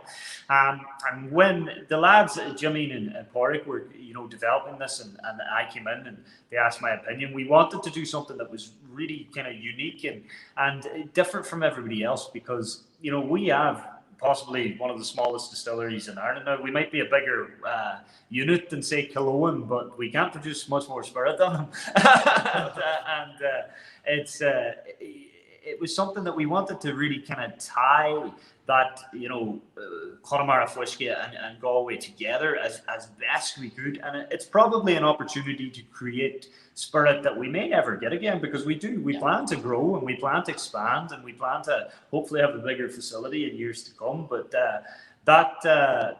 this is a really kind of unique opportunity for us. So we toyed with the idea of maybe just doing one distillate. There was always going to be peat involved, but we decided that we would try and create something that people can really get a lot of options with, and try and create a whiskey that they really want to enjoy, and we'll kind of push the norms in Irish whiskey. So 100% peated malt, that's traditional West of Ireland whiskey, and that's the style that would have been produced, I suppose, all along the West Coast and in pot-cheen as well. A lot of 100% malted, peated malted barley.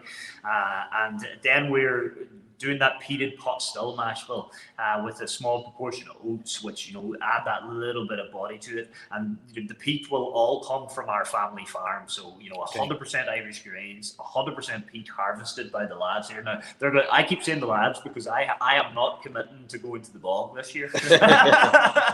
I'm too wee for that. Like I'm not hardy enough. A burn. He'll be out there. Yeah.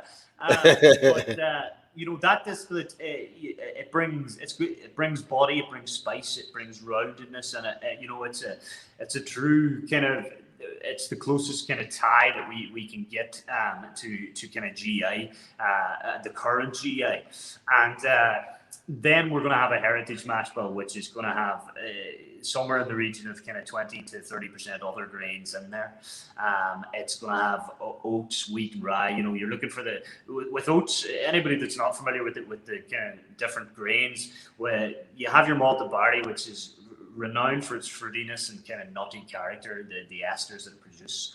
Unmalted barley, it brings viscosity and it brings body and kind of spice, that signature pot still spice. With oats, they bring a kind of velvetyness to the liquid and a vibrancy, which is great. Wheat it's like silk. It brings this kind of soft sweetness, which is gorgeous. And then rye, anybody that knows rye, it gives a little kick of spice. So we're really looking forward to laying down some heritage mash bill as well. And at the moment, we're kind of, if people, we're going to have it's going to be, basically we're going to produce about 240, and it's not about, we're going to produce 240 50-litre barrels for this program. There's going to be 100 peated single malt. There's going to be 80 of the peated pot still, and there's going to be 60 then in the heritage. But we actually made a decision last week that possibly we should offer with the heritage, if people want to have it peated or unpeated, it can kind of be their choice. So it's not going to be exclusively peated whiskey. We're definitely going to lay down some unpeated in the heritage mash bill as well. And then we're going to have 5 casks. So Casnolia are hand-making casks for us at the minute. We're going to do traditional bourbon casks because bourbon casks just work so well with kind of pot still distillates, which is great. And the wood that the guys in Casnolia, Rafa, uses actually comes from Maker's Mark, so it will have previously held wheated bourbon, which is great, and give a slightly different flavour profile. We're going to have Oloroso sherry barrels. We're going to have Pedro Jimenez sherry barrels as well, so really producing the Oloroso, giving that kind of dry nuttiness, a little bit of kind of those darker fruits and a lot of spice in these 50-litre barrels. The PX, then you're going to bring a little bit of intensity in there, which hopefully will be fantastic. We're also going to have port barrels. So again, these are all reconditioned casks. So these are custom made for us. The port casks, you're expecting to get that kind of deep, dark fruit and a real intensity in there again, which is going to be really bold. So you can imagine, that, say, the peated pot still or the heritage mash bill in a port cask is going to be incredibly flavorful. And then we're actually going to have virgin Spanish chestnut barrels, so wood casks. And these are just gorgeous barrels. They're as clean as day. They're like little babies. And we filled, if anybody follows us on Instagram, they'll see we were filling a couple of chestnut casks last week, and you wanted to see the color within a day that these are giving, literally one day, looking like a 4 or 5 year old whiskey, and it just astonishing. And chestnut casks, it's been done before in Ireland now. Obviously we've seen some of the Method of Madness. we're seeing brands toy around, but we're really looking forward to allowing people to toy around with that as well. And these are all the 50-litre casks. All of these are all 50 litres. So all 50 litres. Yeah. 240 casks, 3 mash bills, 5 cask types. And all to be produced over the next kind of 24 months in the distillery here. So it's not you call me tomorrow and you want to buy a cask, I'll happily sell you one. But it might not be produced for a little while. But that's our burden. Busy year. So busy year ahead. And we're very lucky as well, because obviously this facility is a bonded warehouse, but holding all those casks, we might not be able to hold all of them here, but we've got a partner now in Galway, so they'll all be staying within the county bounds, which is actually only a few miles away from here, which is absolutely brilliant for us as well. And that's brilliant. Yeah, this is truly kind of Galway whiskey history, and we're the first distillery in Galway in well over 100 years. Then we laid with the pot-cheen distillery, then we laid down the first whiskey in Galway in over 100 years, and now we're bringing these kind of unique distillates that haven't been produced in the west of Ireland yet for people to buy themselves, which is great. Lots of interest in Galway whiskey in the comments. Lots of people very excited about all the talk about wood. Pádraic, would your grandfather be upset with you that you are now making a spirit that you're paying excise duty on? Absolutely not. I did get his blessing, if you want to call it that. I wasn't sure how we'd actually, take to it. But I did ask him, in fairness, and his immediate reaction, without any thought, and I won't forget the day he was sowing spuds in the field close to the house, and I was having a discussion, and I just said, look, I'm actually thinking about opening a distillery, and he said, good man, that'll be great, kind of thing, So he said, go for it, and I'll help you in whatever way I can. So no, that was a huge vote of confidence, and he was brilliant, I suppose, from the get go in terms of advice, and he was head of quality control for quite a while. He'd get bottle of poteen, or even even though he wasn't a gin drinker, he swore by our gin. But he was very proud of the fact, actually, that we were starting to certainly talk about laying down whiskey. He was really, really excited about that. And he very much thought that every generation, before him as well, would be looking down and, I suppose, very happy and proud that, this was being done. And you're the 6th generation, is that right, of distiller right in the family? That's right, yeah. First legitimate. First legitimate. Yeah. Do you have to? Do you owe any back taxes or back excise duty now over the last couple of years? I wouldn't say so. It wasn't me that was responsible for it, So what's in the past now is in the past, And if anyone is interested in your cask program, I suppose before even in advance of you launching it, I suppose they can reach out to you or connect with you online or go to the website maybe and send you a message if they're curious. 100%. Go to the website. You'll see info@micil.ie there, or anybody that wants to reach out to myself. It's just mark@micil.ie. We'll be kind of formally launching the cask program sometime between kind of July and August, and hopefully we'll actually be able to have people in Ireland here to the distillery itself, and then any visitors. And there will be, along with the cask program, anybody that's interested in buying, when they come to Ireland, we'll give them an opportunity to taste all of the spirits and see the progression as time goes along. And hopefully anybody that does choose to purchase will get an opportunity to come and visit us at some stage, and we'll absolutely be delighted to have them. But probably it's probably a more cost-effective way too to get in a cask program at 50 litres as opposed to having to commit to 200 litres or 500 litres in other distilleries. This presumably will be a little bit more affordable. It will be. We're not settled quite on the price just yet. We're weighing things up, obviously, because of the sheer labor that's involved. It's incredibly expensive to produce whiskey, and then having custom made casks, etc. But it will, you're not going to be talking, the outlay for a general cask program. You're talking, 6 grand buy-in, and you're talking by the end of it, you're in and around the 15,000. You'll be talking.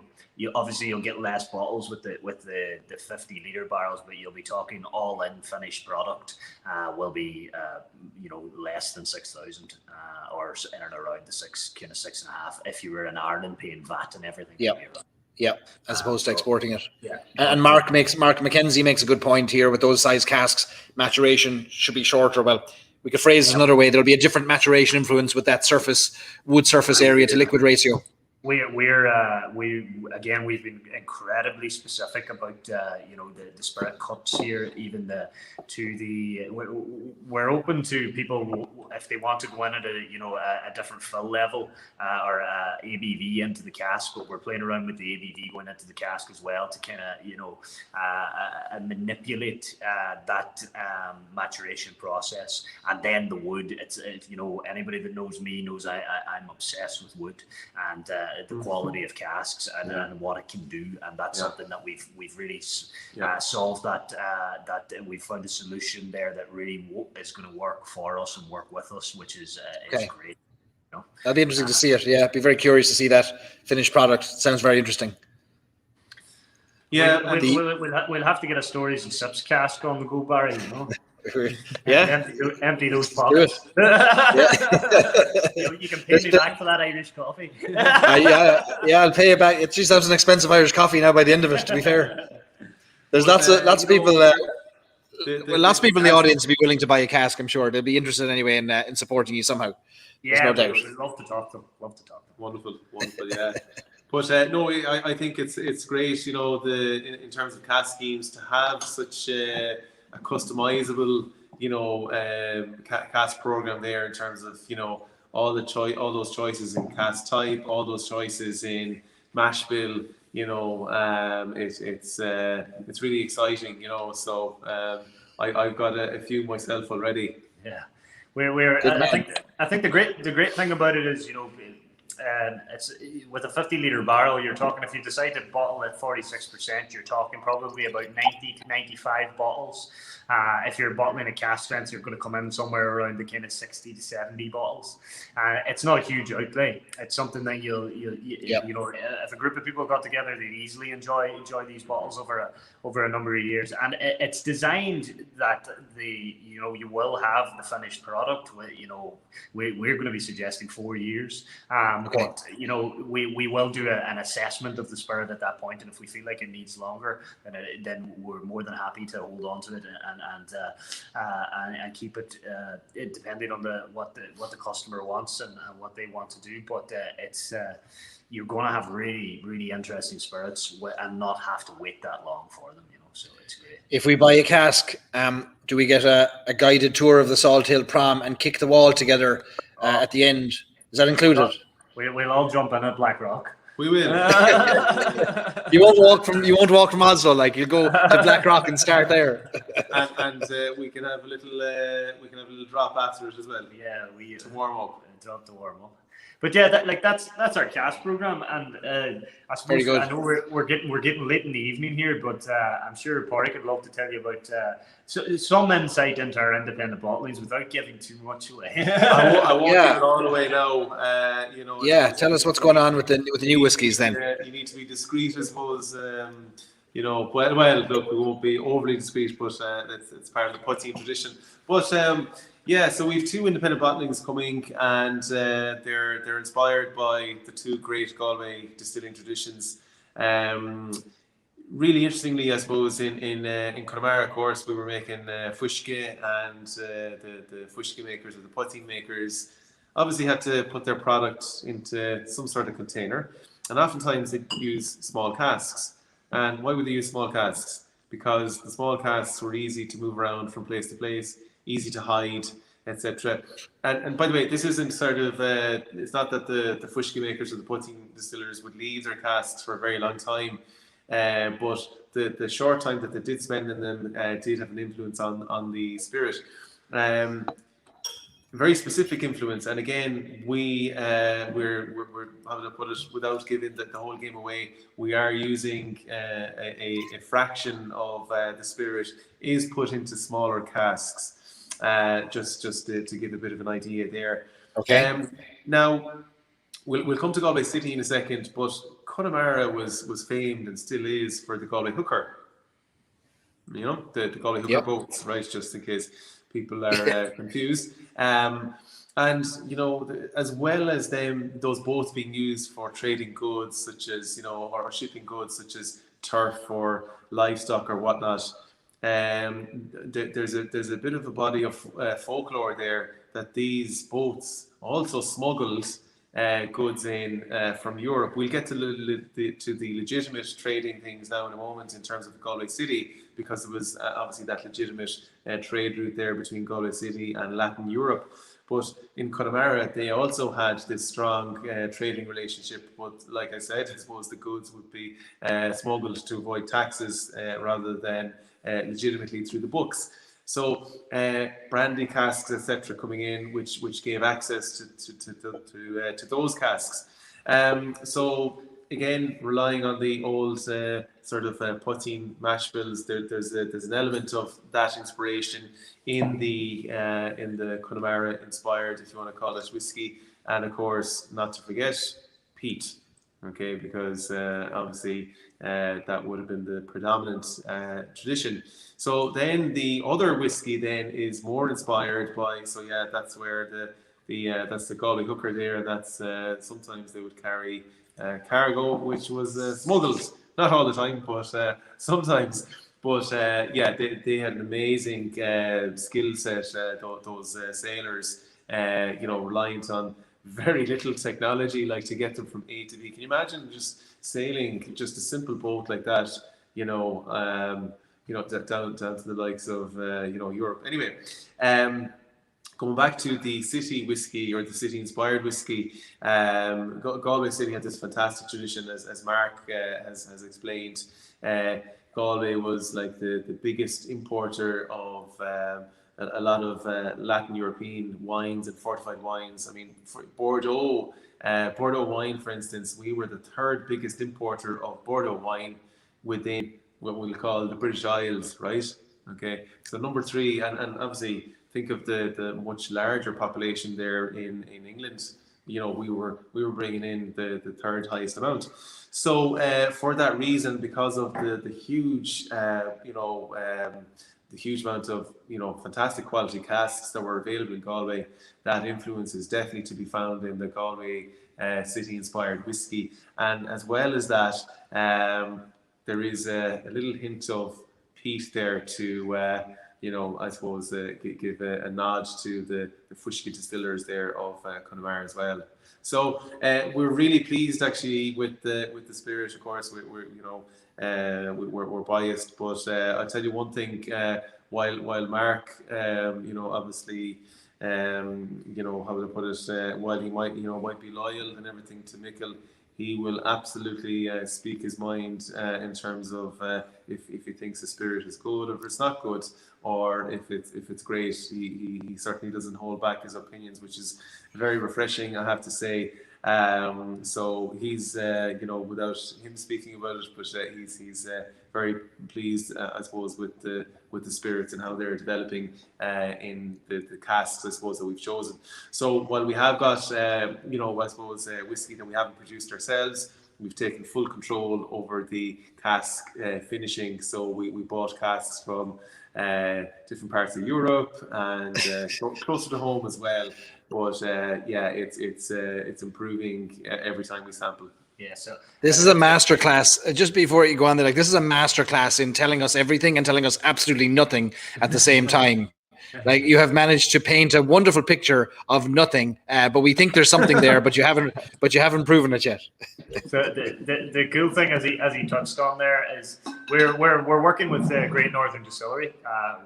We'll be fully transparent about that fact, and transparency will play a key role in these independent bottlings. We when they're released, the consumer will have direct access to essentially the full breakdown of the spirit, the breakdown exactly to the percentages of the casks used, and they'll get a full insight into absolutely everything that went into making these products. But as Pádraic pointed out there, we're buying mature spirit obviously from G&D, but we're trying to take full control over the flavor development from that once it becomes our product. So we immediately have the spirit transferred into our barrels, and then for their further maturation. And actually, we can kind of go as far as saying that, like, the Connemara inspired whiskey is a blend, and there's actually 5 different components in that blend. So it's an incredibly complex whiskey. So getting to the final recipe for the blend was an incredibly arduous process in terms of tasting or retasting and going up to the lab in G&D, and Brian Watts was a great, very welcoming host for us up there. Yeah, and then absolutely. And then figuring out how that's going to work in the casks that we wanted to go into was a big factor as well. And then for the SPS, it's straight SPS whiskey, but trying to kind of really manipulate that flavor profile as much as possible. And we can kind of give away the one thing that I do want people to know personally is the price points. So we're not coming out with something, coming out with one of these independent bottlings that's going to be 80-90 euro a bottle or 70 euro, etc. Our core range, our flagship product, will be about 45 euro in Ireland, and we're hoping to hit the shelves in the US with hopefully gaining the right partnership, and that will help us grow in and around the kind of $40 mark, Nice. which would be amazing. And the single pot still whiskey will be roughly around the kind of 55 euros, $55 mark as well. So Okay. we're not going crazy high on price points here. And I know there might be a nod to the cask strength crusade in some way or form over the coming year, but we've plenty of plans, and we're just actually today even we were going through kind of plans for 2022, and it's going to be a big year for Micil, hopefully, and we need to get out and find those right partners and kind of help us grow. Yeah, let us know how we can help over here too. Great pricing, and I'm curious about the releases that are sourced. Will they be under the Micil brand as well as your own whiskey? They will. Yeah. Okay. So again, big decision for us to actually release independent bottlings. Of course, the initial thing we did was to lay down our own whiskey before we went and did any independent bottling. Transparency is really important to us. It was always really important to us, which is why we always were a distillery. Mark thankfully shares those values as well. Incredibly passionate about transparency. So this is all in our artwork on our labels before they go to print. In other words, every bit of information that you could possibly need. There's zero. There's zero ambiguity about where does the whiskey come from. It is Micil whiskey, but we're not using the term, oh, this is Micil Distillery. There's no smoke and mirrors. This is totally transparent. Each bottle actually has the line sourced, finished, and independently bottled by Micil Distillery. So it's right.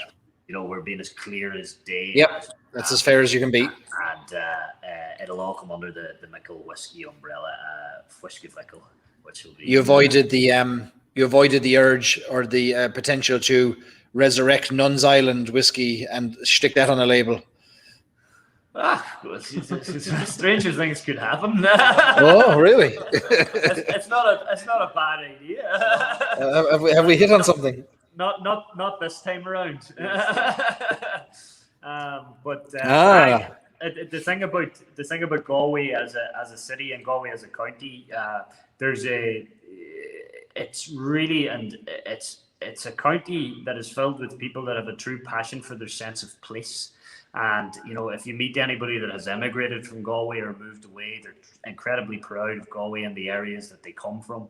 And that will certainly play a role. Those sense of place will play a role in our products going forward. No more so than in the pot-cheens and the gin, where we have those, native Connemara botanicals and Connemara peat. We'll certainly be getting elements of Galway into those brands in whatever way we can. When are you hoping to have one of these or both of these releases on the market? Is there a timeline broadly? There is tentative. Yeah, I mean, Tuesday. We do expect the independent bottlings to be on the market. I would say August, right? Yeah. In Ireland, all going well. We hope to be on shelf by August. Yeah. Nice. Yeah. Very good. It should be great. But as you know, and anybody that works in the industry will tell you, there's always hurdles, and we're not going to make the mistake of committing to something until we have the bottles in our hands. I know, but it's been great, and we're really looking forward to people seeing the products, because we've had an incredibly fun journey with our design partners, and we will certainly be doing a huge amount of championing their work once it hits the shelves as well. So we're really looking forward to people. I'm looking forward to it. Yeah, this is exciting. Lots of people in the audience have connections to Galway. I'd love to get back to Galway at the soonest opportunity and sip on something strong, and be it clear or brown. I'd love to be back there now sipping on it. So your releases can't come soon enough. There's a couple of questions here that I'd love to throw at you. I know it's getting late, but before you go, Martin Kennedy, who's co-founder of Bua Irish Whiskey, former Tullamore Dew man, down in Wexford. He says Shanakees were Irish rock stars in the years past. We need to know what's the best scale Pádraic heard out of his Shanaher. The best stories from your grandfather. Is there a good story handed down?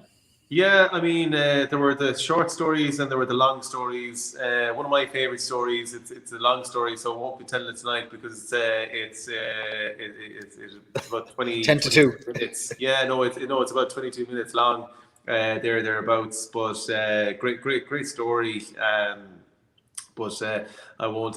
Basically, it's a guy who was he was a gambler.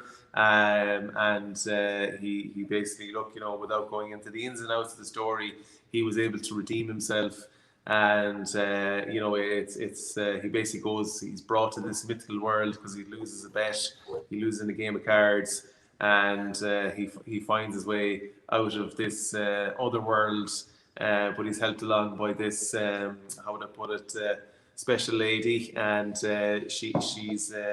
she has magical powers, and and by the way, not all the stories are kind of in this kind of motif or this theme, but it was just a great story. It was one I loved, particularly when I was growing up. But he just had a depth of stories. He actually published a book, so obviously I could tell them, but that they're also written, which is great, because just in case the oral tradition doesn't continue. But we'll definitely tell a story or two on another occasion, A live lock-in when we're in person in Galway and we lock the door behind us. Yeah, that's what we'll do. Martin says, stop, we have the time. I'm sure Martin he's a night owl. He's awake during the night. The Irish though, because these stories are all in the Irish language. Jeez, if you deliver it Os Gaeilge, we'd be very interested and impressed altogether. Like there'd be a great one. And the second question we've got is, let me see, where did I put it? Oh yes, Greg Anderson. This could be a question for both of you. Who are your whiskey influences? So when you think, Mark, you've had lots of influences in the category of Irish whiskey, and then obviously Pádraic, maybe your own family, but outside of that, are there whiskey influences you both have? I would say I'll go first. Obviously, I've had a lot of good influences down through the years, and we talk about kind of brand people like John Quinn. You talk about like people that I've worked for, like Ali Alpine or Willie Ahern that runs the Palace Bar in Dublin. Paul Garrivan here in Galway, great influence on my career, and very much helped me grow within the whiskey industry, and was given a lot of great advice. I'm a huge admirer of Billy Layton. I think he's incredible, and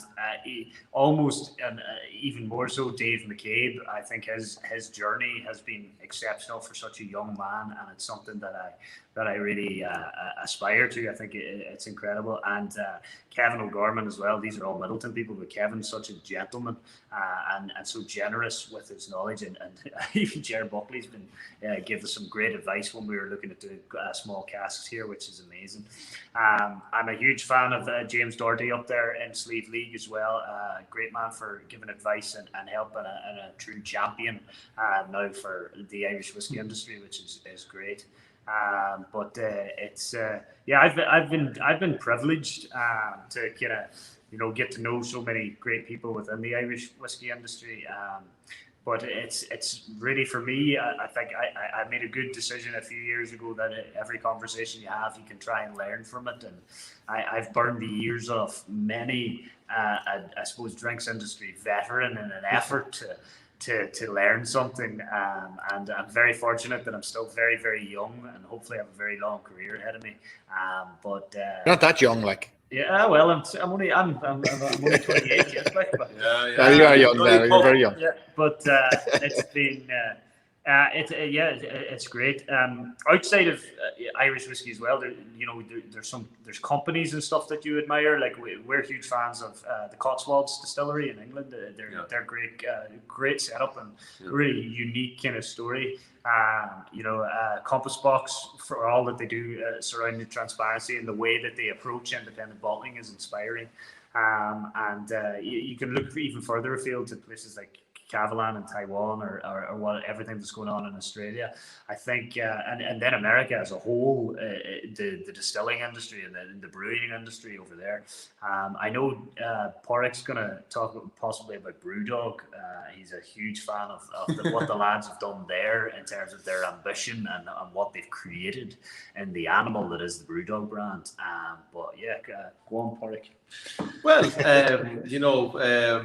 I suppose I probably didn't have the same exposure to some of the same industry people as Mark did. So I'm sure I will be meeting some of these people in due course. But outside of the family influence, I really admire what the likes of. I'm not going to. This isn't an exhaustive list or anything like that. But Dingle being the first independent whiskey distillery. Sorry, not for first independent, but they really blazed a trail, I guess, out there. Being a new startup distillery. So really admired that, and that they do everything themselves. Teeling as well, James up in Slieve League, doing a fantastic job there. Just to name a few. But to be honest, like the guys down in Middleton and in Bushmills, like, have set the bar really high in terms of really high quality spirits.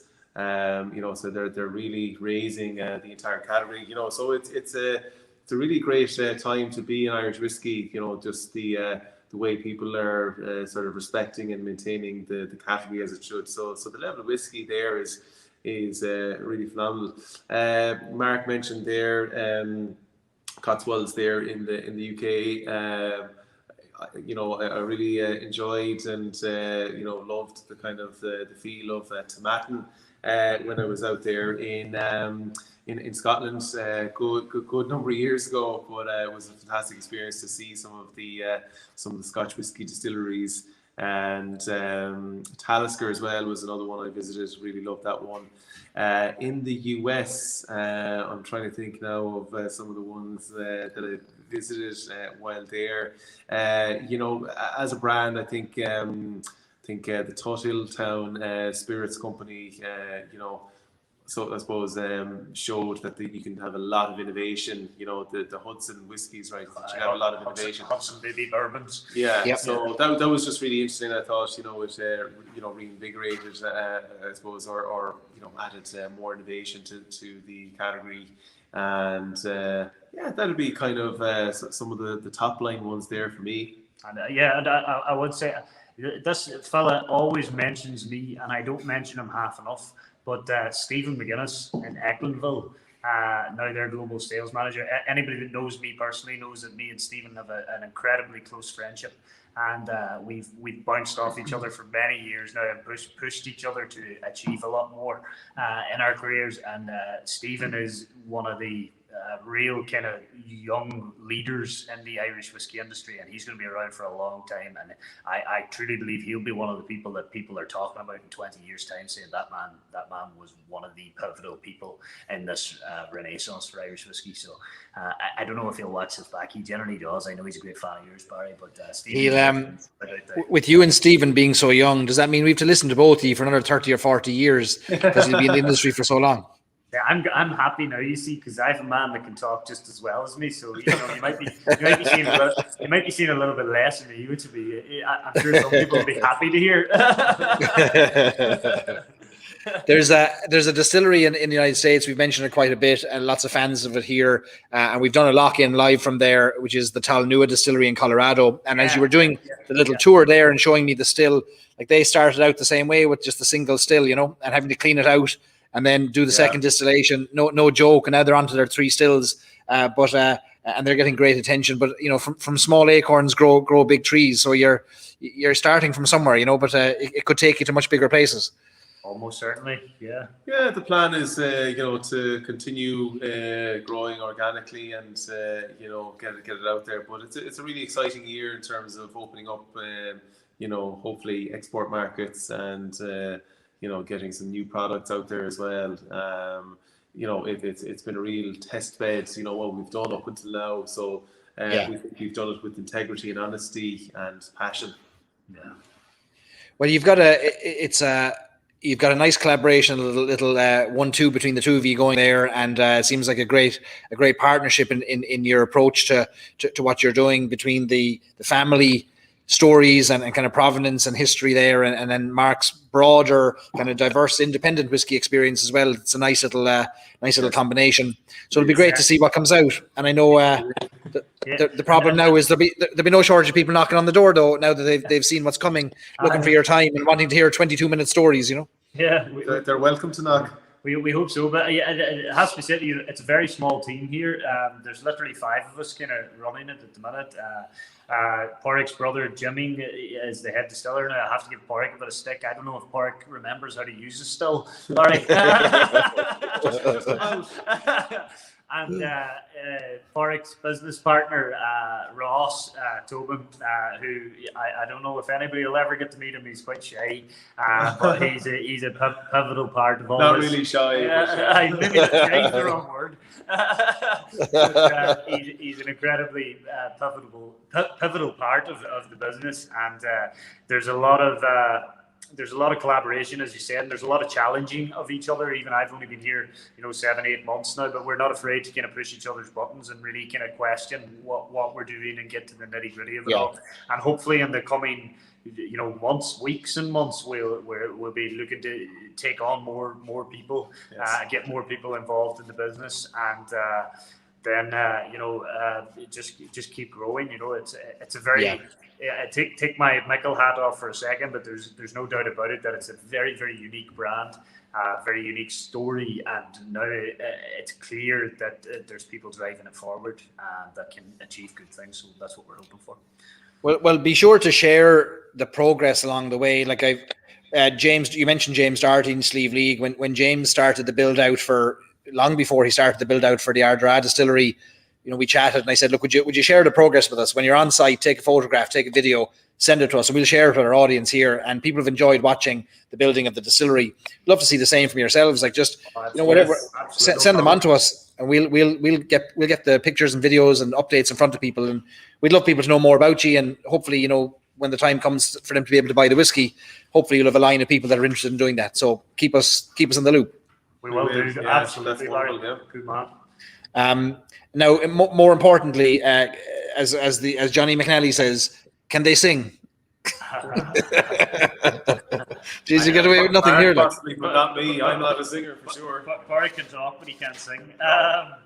I give you one verse maybe, because I've done it before, and I know I'm not going to get away with it, because if I let it down, you'd have me on next week. I know, rightly.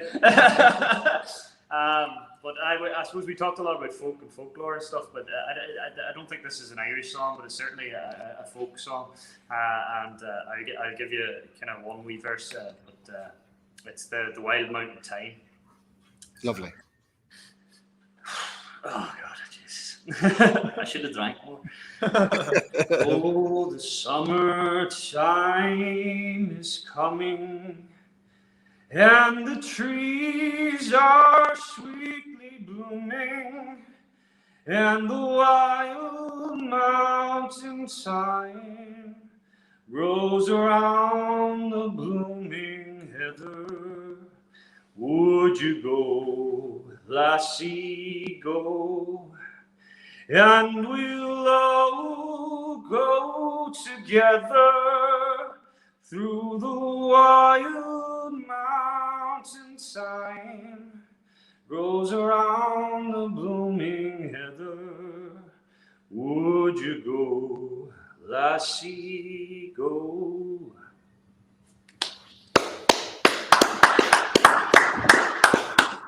Brilliant. He's not just a pretty face. Not even, but he can sing. Fair play. Good man. Fair play to you, Mark. You didn't let the side down. Mark. That's brilliant. Yeah, we'd have had an awfully disappointed audience if they heard all the great news about whiskey and poteen, but it wasn't rounded out with an old tune. But you didn't let us down. Next time you might bring the guitar. Yeah, we'll maybe around the time of that the whiskies and all are out, we might be able to do some kind of a little launch. We'll get a few musicians in and do maybe a kind of wee hour and introduce you to the products or something like that. Barry. That'd be brilliant. And I know we had John Byrne in the comments there earlier. He's only around the corner. Cracking Culture. He was on before, so yeah.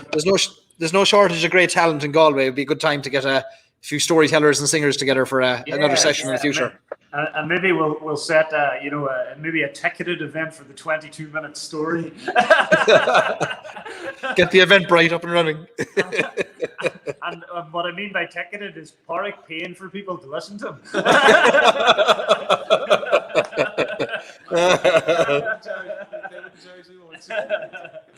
Stop. I might be over. I'm going to try and get over to Ireland before the end of the year.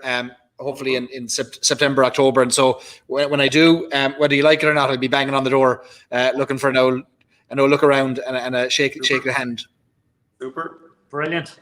I'd say we'll leave it at that then, will we, Barry? We will. We'll let you go home. It's almost the morning time, like, so we'll let you go on away. Listen, thanks a million. This is brilliant. Really enjoyed it, and really excited about what's coming. So keep us posted, and fair play to you both. Really appreciate you coming on. Enjoy the rest of your evening there, folks. Thanks. It's early enough for me. Go on, so. Go on away. Cheers, bye. Cheers, lads. Appreciate it. Cheers. Good luck. Sláinte. Some lads. Fair play to them.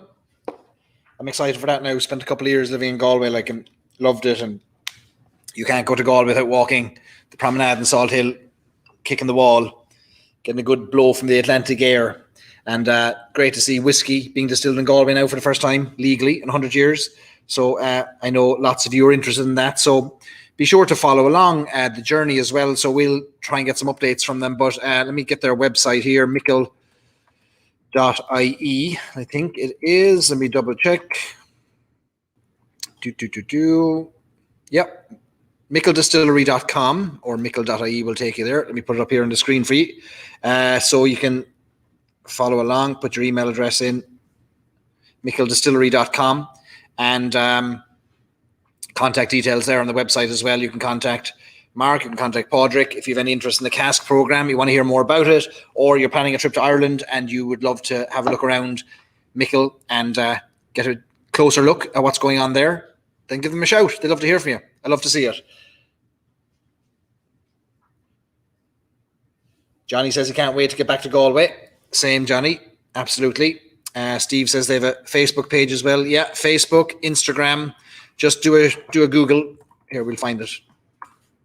We'll stick it up here now, so you have no excuses not to follow along. Look at this real-time updates.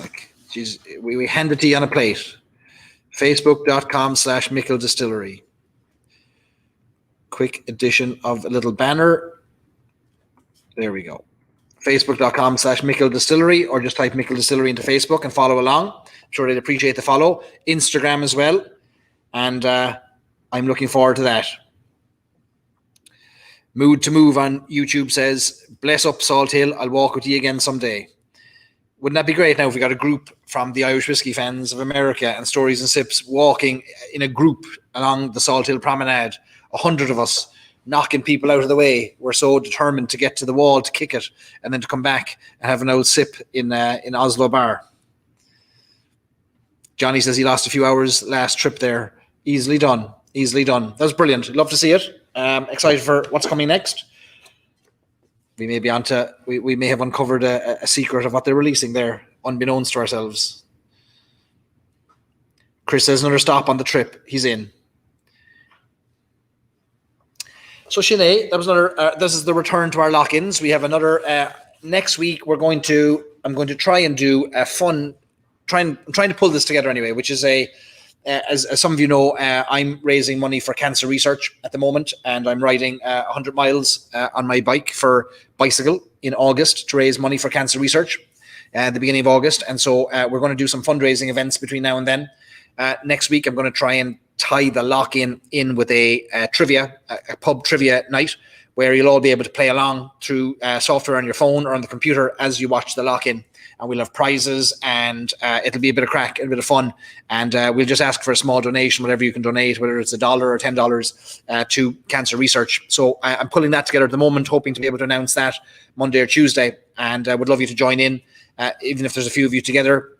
Meeting up next Friday, you could enter as a team, but I'll try and get some prizes together. But it's a chance for us to raise money for cancer research. It's a chance for us to use our community and our I suppose the strength of our community for good, and hopefully we can raise a little bit of money. And whether it's $1 or whatever you can give, we're going to do that. Let me see what else. June 25th, which is 2 weeks from tonight, we are going to go to the Irish American Distillery. Now, many of you will have never heard of the Irish American Distillery.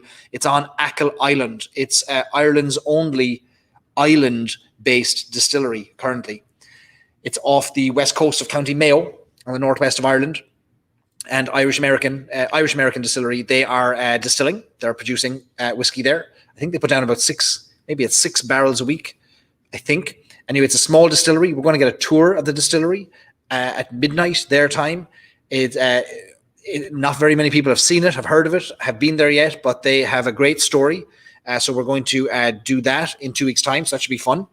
And we're going to try and plan some more in-person events as well, and tie that in with some travel that we've got. So we're trying to navigate our way through this return to normal for some people, and it's not a return to normal for everybody yet. Again, I'll reiterate, the lock-in started out of the week the pubs got locked down in Ireland in March 2020, which seems like a lifetime ago, was when we started the lock-in. And the reason we've done them almost every week, bar a few weeks over the past 16 months or 15 months, is because we've all been at home. And now that we're not all at home, I think there's other ways for us to connect, and other ways for us to enjoy Irish whiskey together, and other ways for us to raise a glass. The goal was never to keep us all separate and virtual. The goal was perhaps for us to transition to a time where we could be in person again. So we started that last week in Ohio with our first in-person event. We'll try and do more of them. So what I'll try and do is figure out where and when those are possible, give you plenty of notice, hope you can make it there. And also, if myself and Mrs. Stories and Sips have any travel coming up, we will try and tie in something to that travel. So for somewhere for 3 nights or 2 nights, we might tack on another night to try and do a little meet and greet, and all get together and meet each other, and shake hands and kiss babies, etc., so that we can have a bit of crack. And yeah, look, we're not supposed to be apart. Whiskey's supposed to bring us together. We're only together virtually because we have to be. So if we don't have to be together virtually, I think you'd all agree we'd prefer to be sitting around a table telling stories and talking shite and listening to each other spout all kinds of rubbish, but loving it because we've missed it. And so those days are coming, and they're coming very soon, I hope. So stay tuned. Stay tuned for that. Tony Nicoletti says, is it a 100-mile bicycle trip? It is, Tony. No engine. All feet and knees and shins and legs. So that's coming up the first week of August in Ohio. So I'll be on the bike now tomorrow, out doing my training rides, and trying to get to that 100-mile ride. Chris is missing the shite talk. We're all missing the shite talk. Martin says we need to start a bunch of local chapters. Yeah, we have a bunch of local chapters. I believe the Indianapolis chapter is meeting up tomorrow. without me. I won't be there, but there's a New York/New Jersey informal chapter. There's certainly an Ohio chapter. But I get the feeling we'll be doing more kind of informal meetups and all kind of coalescing and congregating around the Irish Whiskey Fans of America Facebook group, and then arranging meetups. And so if you want to have a meetup wherever you are, and you just put the call out in the group and ask, is there anybody nearby? If you're in Austin, Texas, you could easily get people from other parts of Texas to drive and have a drink with you. Not all parts of Texas are easy to drive to, but wherever you are, I'd encourage you to try and find those who are local to you. And you can do that by asking in the group.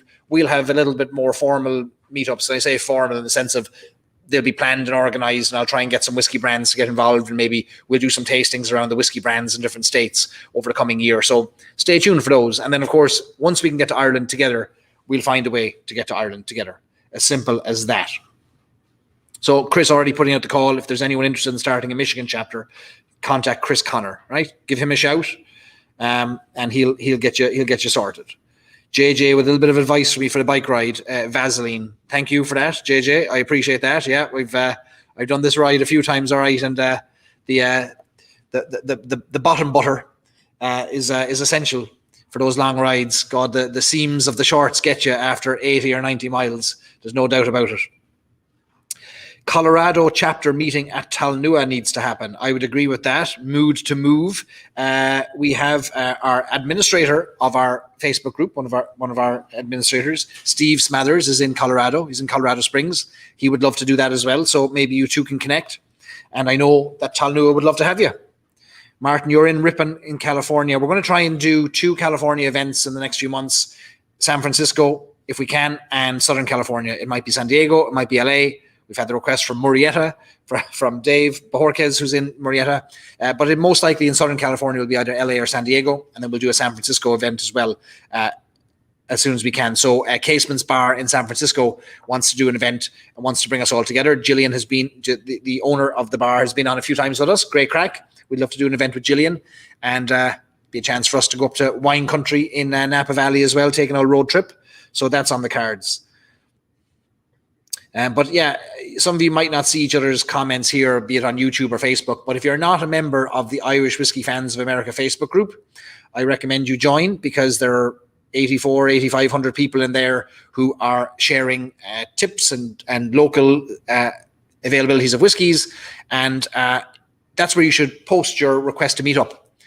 Feel free to do it anytime you want. No permission needed to go in there and say, hey, I'd love to have a drink with somebody who lives near me. Can we meet up? And we'll pull as many formal events as we can together and do some of those over the coming weeks as well. But yeah, definitely join our Facebook community if you're not already in there.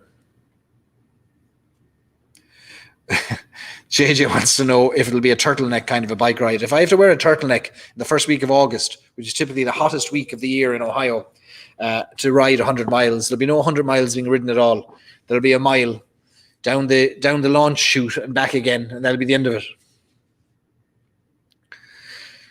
Belfast Whiskey Week is coming up too, July 23rd to 31st.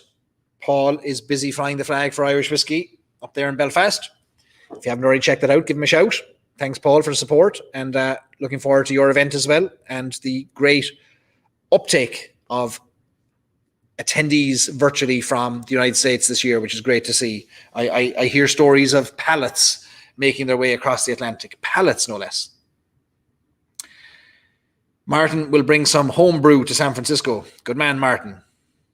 Easing his way into the group with a gift. He knows how to network. Good man. Johnny says New York, New Jersey chapter. Yep. And Kieran Quinn and Diarmid are all up there as well.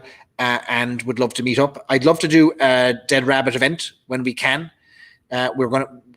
We have been given permission to host an event there, subject to availability, of course, but it would be a great place to meet up, wouldn't it? So the Dead Rabbit down in downtown Manhattan would be great. Down near Port Authority, we should do that. What else? Paul O'Donnell says, well done, great night with Stories and Sips in the Micil Distillery. It was a great night, and as we always say, we're so fortunate and so lucky to have great guests who are willing to give up their sleeping time to come and talk to us and share their passion and their entrepreneurialism with us and help us understand what they're trying to achieve. It's a really exciting time in the world of Irish whiskey and pot-cheen and gin, and the craft distilling movement that's following the rising interest in craft food and craft beer is a lovely progression, and something I'm really excited to see as it comes to fruition. The landscape's going to be very different in Ireland in 10 years or 20 years because of all of these individuals taking risks and taking chances. Now, we've only featured barely 2 handfuls of the distilleries that are doing really interesting things in Ireland, because there's so many of them haven't yet got the ability to share with us what they're doing, or they're not yet ready to talk about it, or they're getting ready to talk about it and they'd love to come on in the future. So we will have, I think, more conversations with interesting small boutique independent distilleries and brands that you've never heard of yet. So I'm excited about that. It's not that the Redbreasts and the Blue Spots and the Middleton distilleries of the world will not be featured. It's not, but also they don't need all the press that we can, whatever press we can give them. They're getting lots of it already. I'd like to showcase more of the smaller individuals, smaller brands and distilleries, and see if we can support them, because it'll just go so much further. But saying that, I am sipping on some of Middleton's finest right now with a drop of Blue Spot. So kudos to the big ones and the small ones that are doing great things.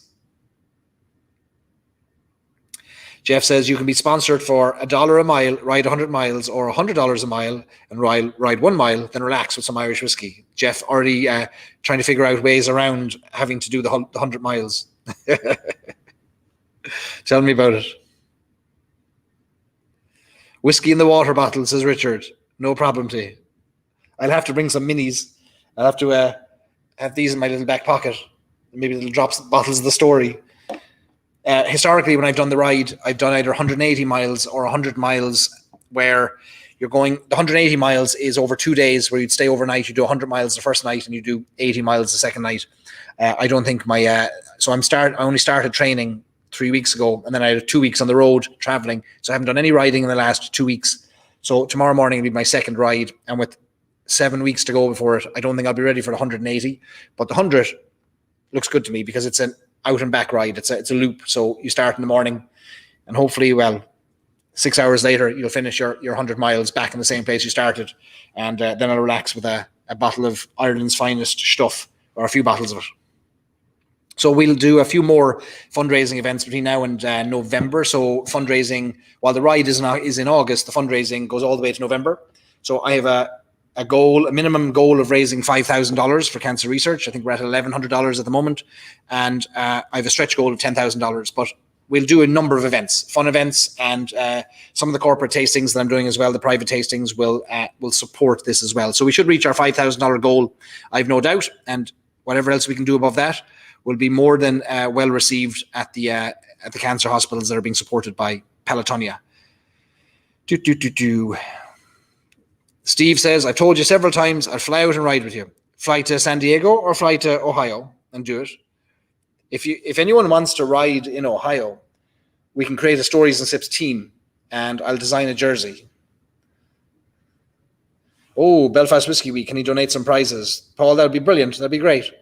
I'll send you a message. We're going to try and do a trivia event next week, and I'm going to give away some of my samples, and I'm going to give away maybe buy a couple of bottles of whiskey for people. But yeah, if anyone would like to donate a prize, that sounds great. Amazing. Thank you so much. I'll be in touch. Steve wants to come to Ohio. Listen, we can do it. We can do it. I'll send you a message. Brian as well.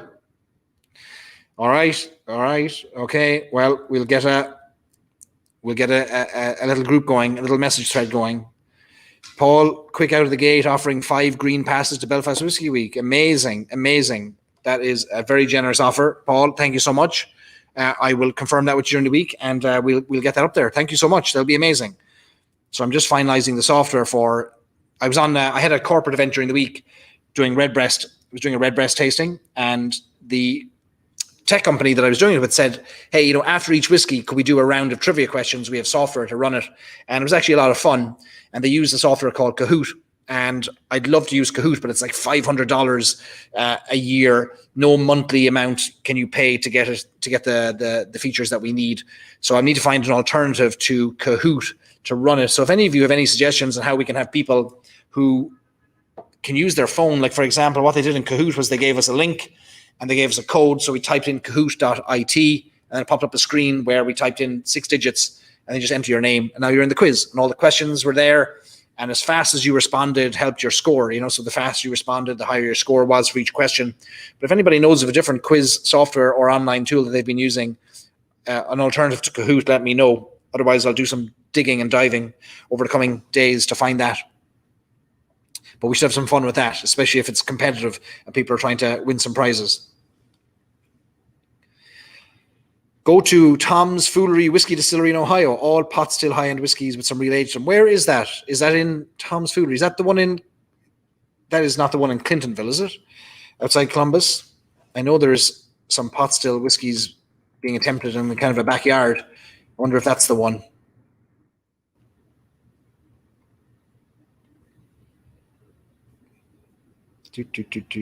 Anyway, we'll all of that is ahead of us, but yeah, so 2 lock-ins definitely coming ahead, and then we'll see what happens after that, whether there's in person or what have you.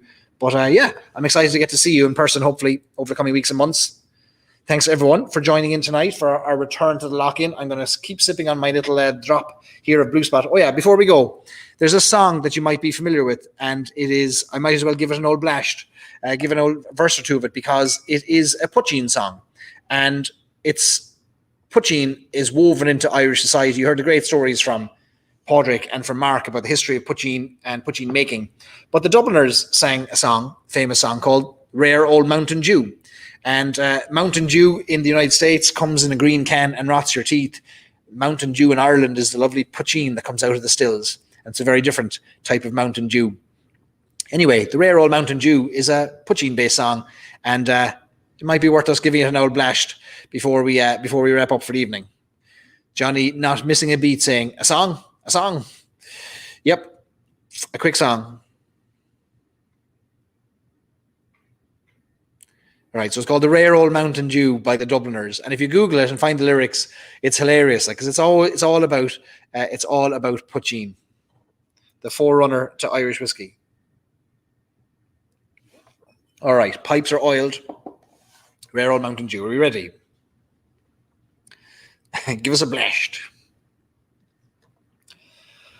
Oh, let grasses grow and the waters flow in a free and easy way, but give me enough of the rare old stuff that's brewed near Galway Bay. Come policemen all from Donegal, from Sligo and Leitrim too. Oh, we'll give them the slip and we'll take a sip of the rare old Mountain Dew. I diddly-I-dum, diddly-I-di-dum, diddly-I-diddly-am-dum, ay. Oh, diddly-I-lum, diddly-I-diddly-lum, diddly-I-di-dum-di-ay. At the foot of the hill there's a neat little still where the smoke curls up to the sky. By the smoke and the smell you can plainly tell if there's pot-cheen brewing nearby. For it fills the air with a perfume rare, and betwixt both me and you, as home we troll, we can take a bowl of the bucket of the Mountain Dew. Now learned men who use the pen have sung the praises high of the rare pot-cheen from Ireland green, distilled from wheat and rye. Put away with your pills, it'll cure all ills, but ye pagan, Christian or Jew.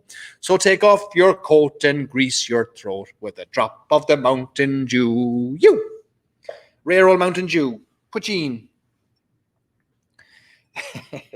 Sláinte everybody, great to see you all again tonight, and I'll see you in our Facebook group, and I look forward to seeing you here next week for a bit of a trivia quiz. And in the meantime, be well, be safe, and hopefully you get to enjoy more of the outdoors and more in-person get-togethers with people safely and healthily. Sláinte all, have a good night.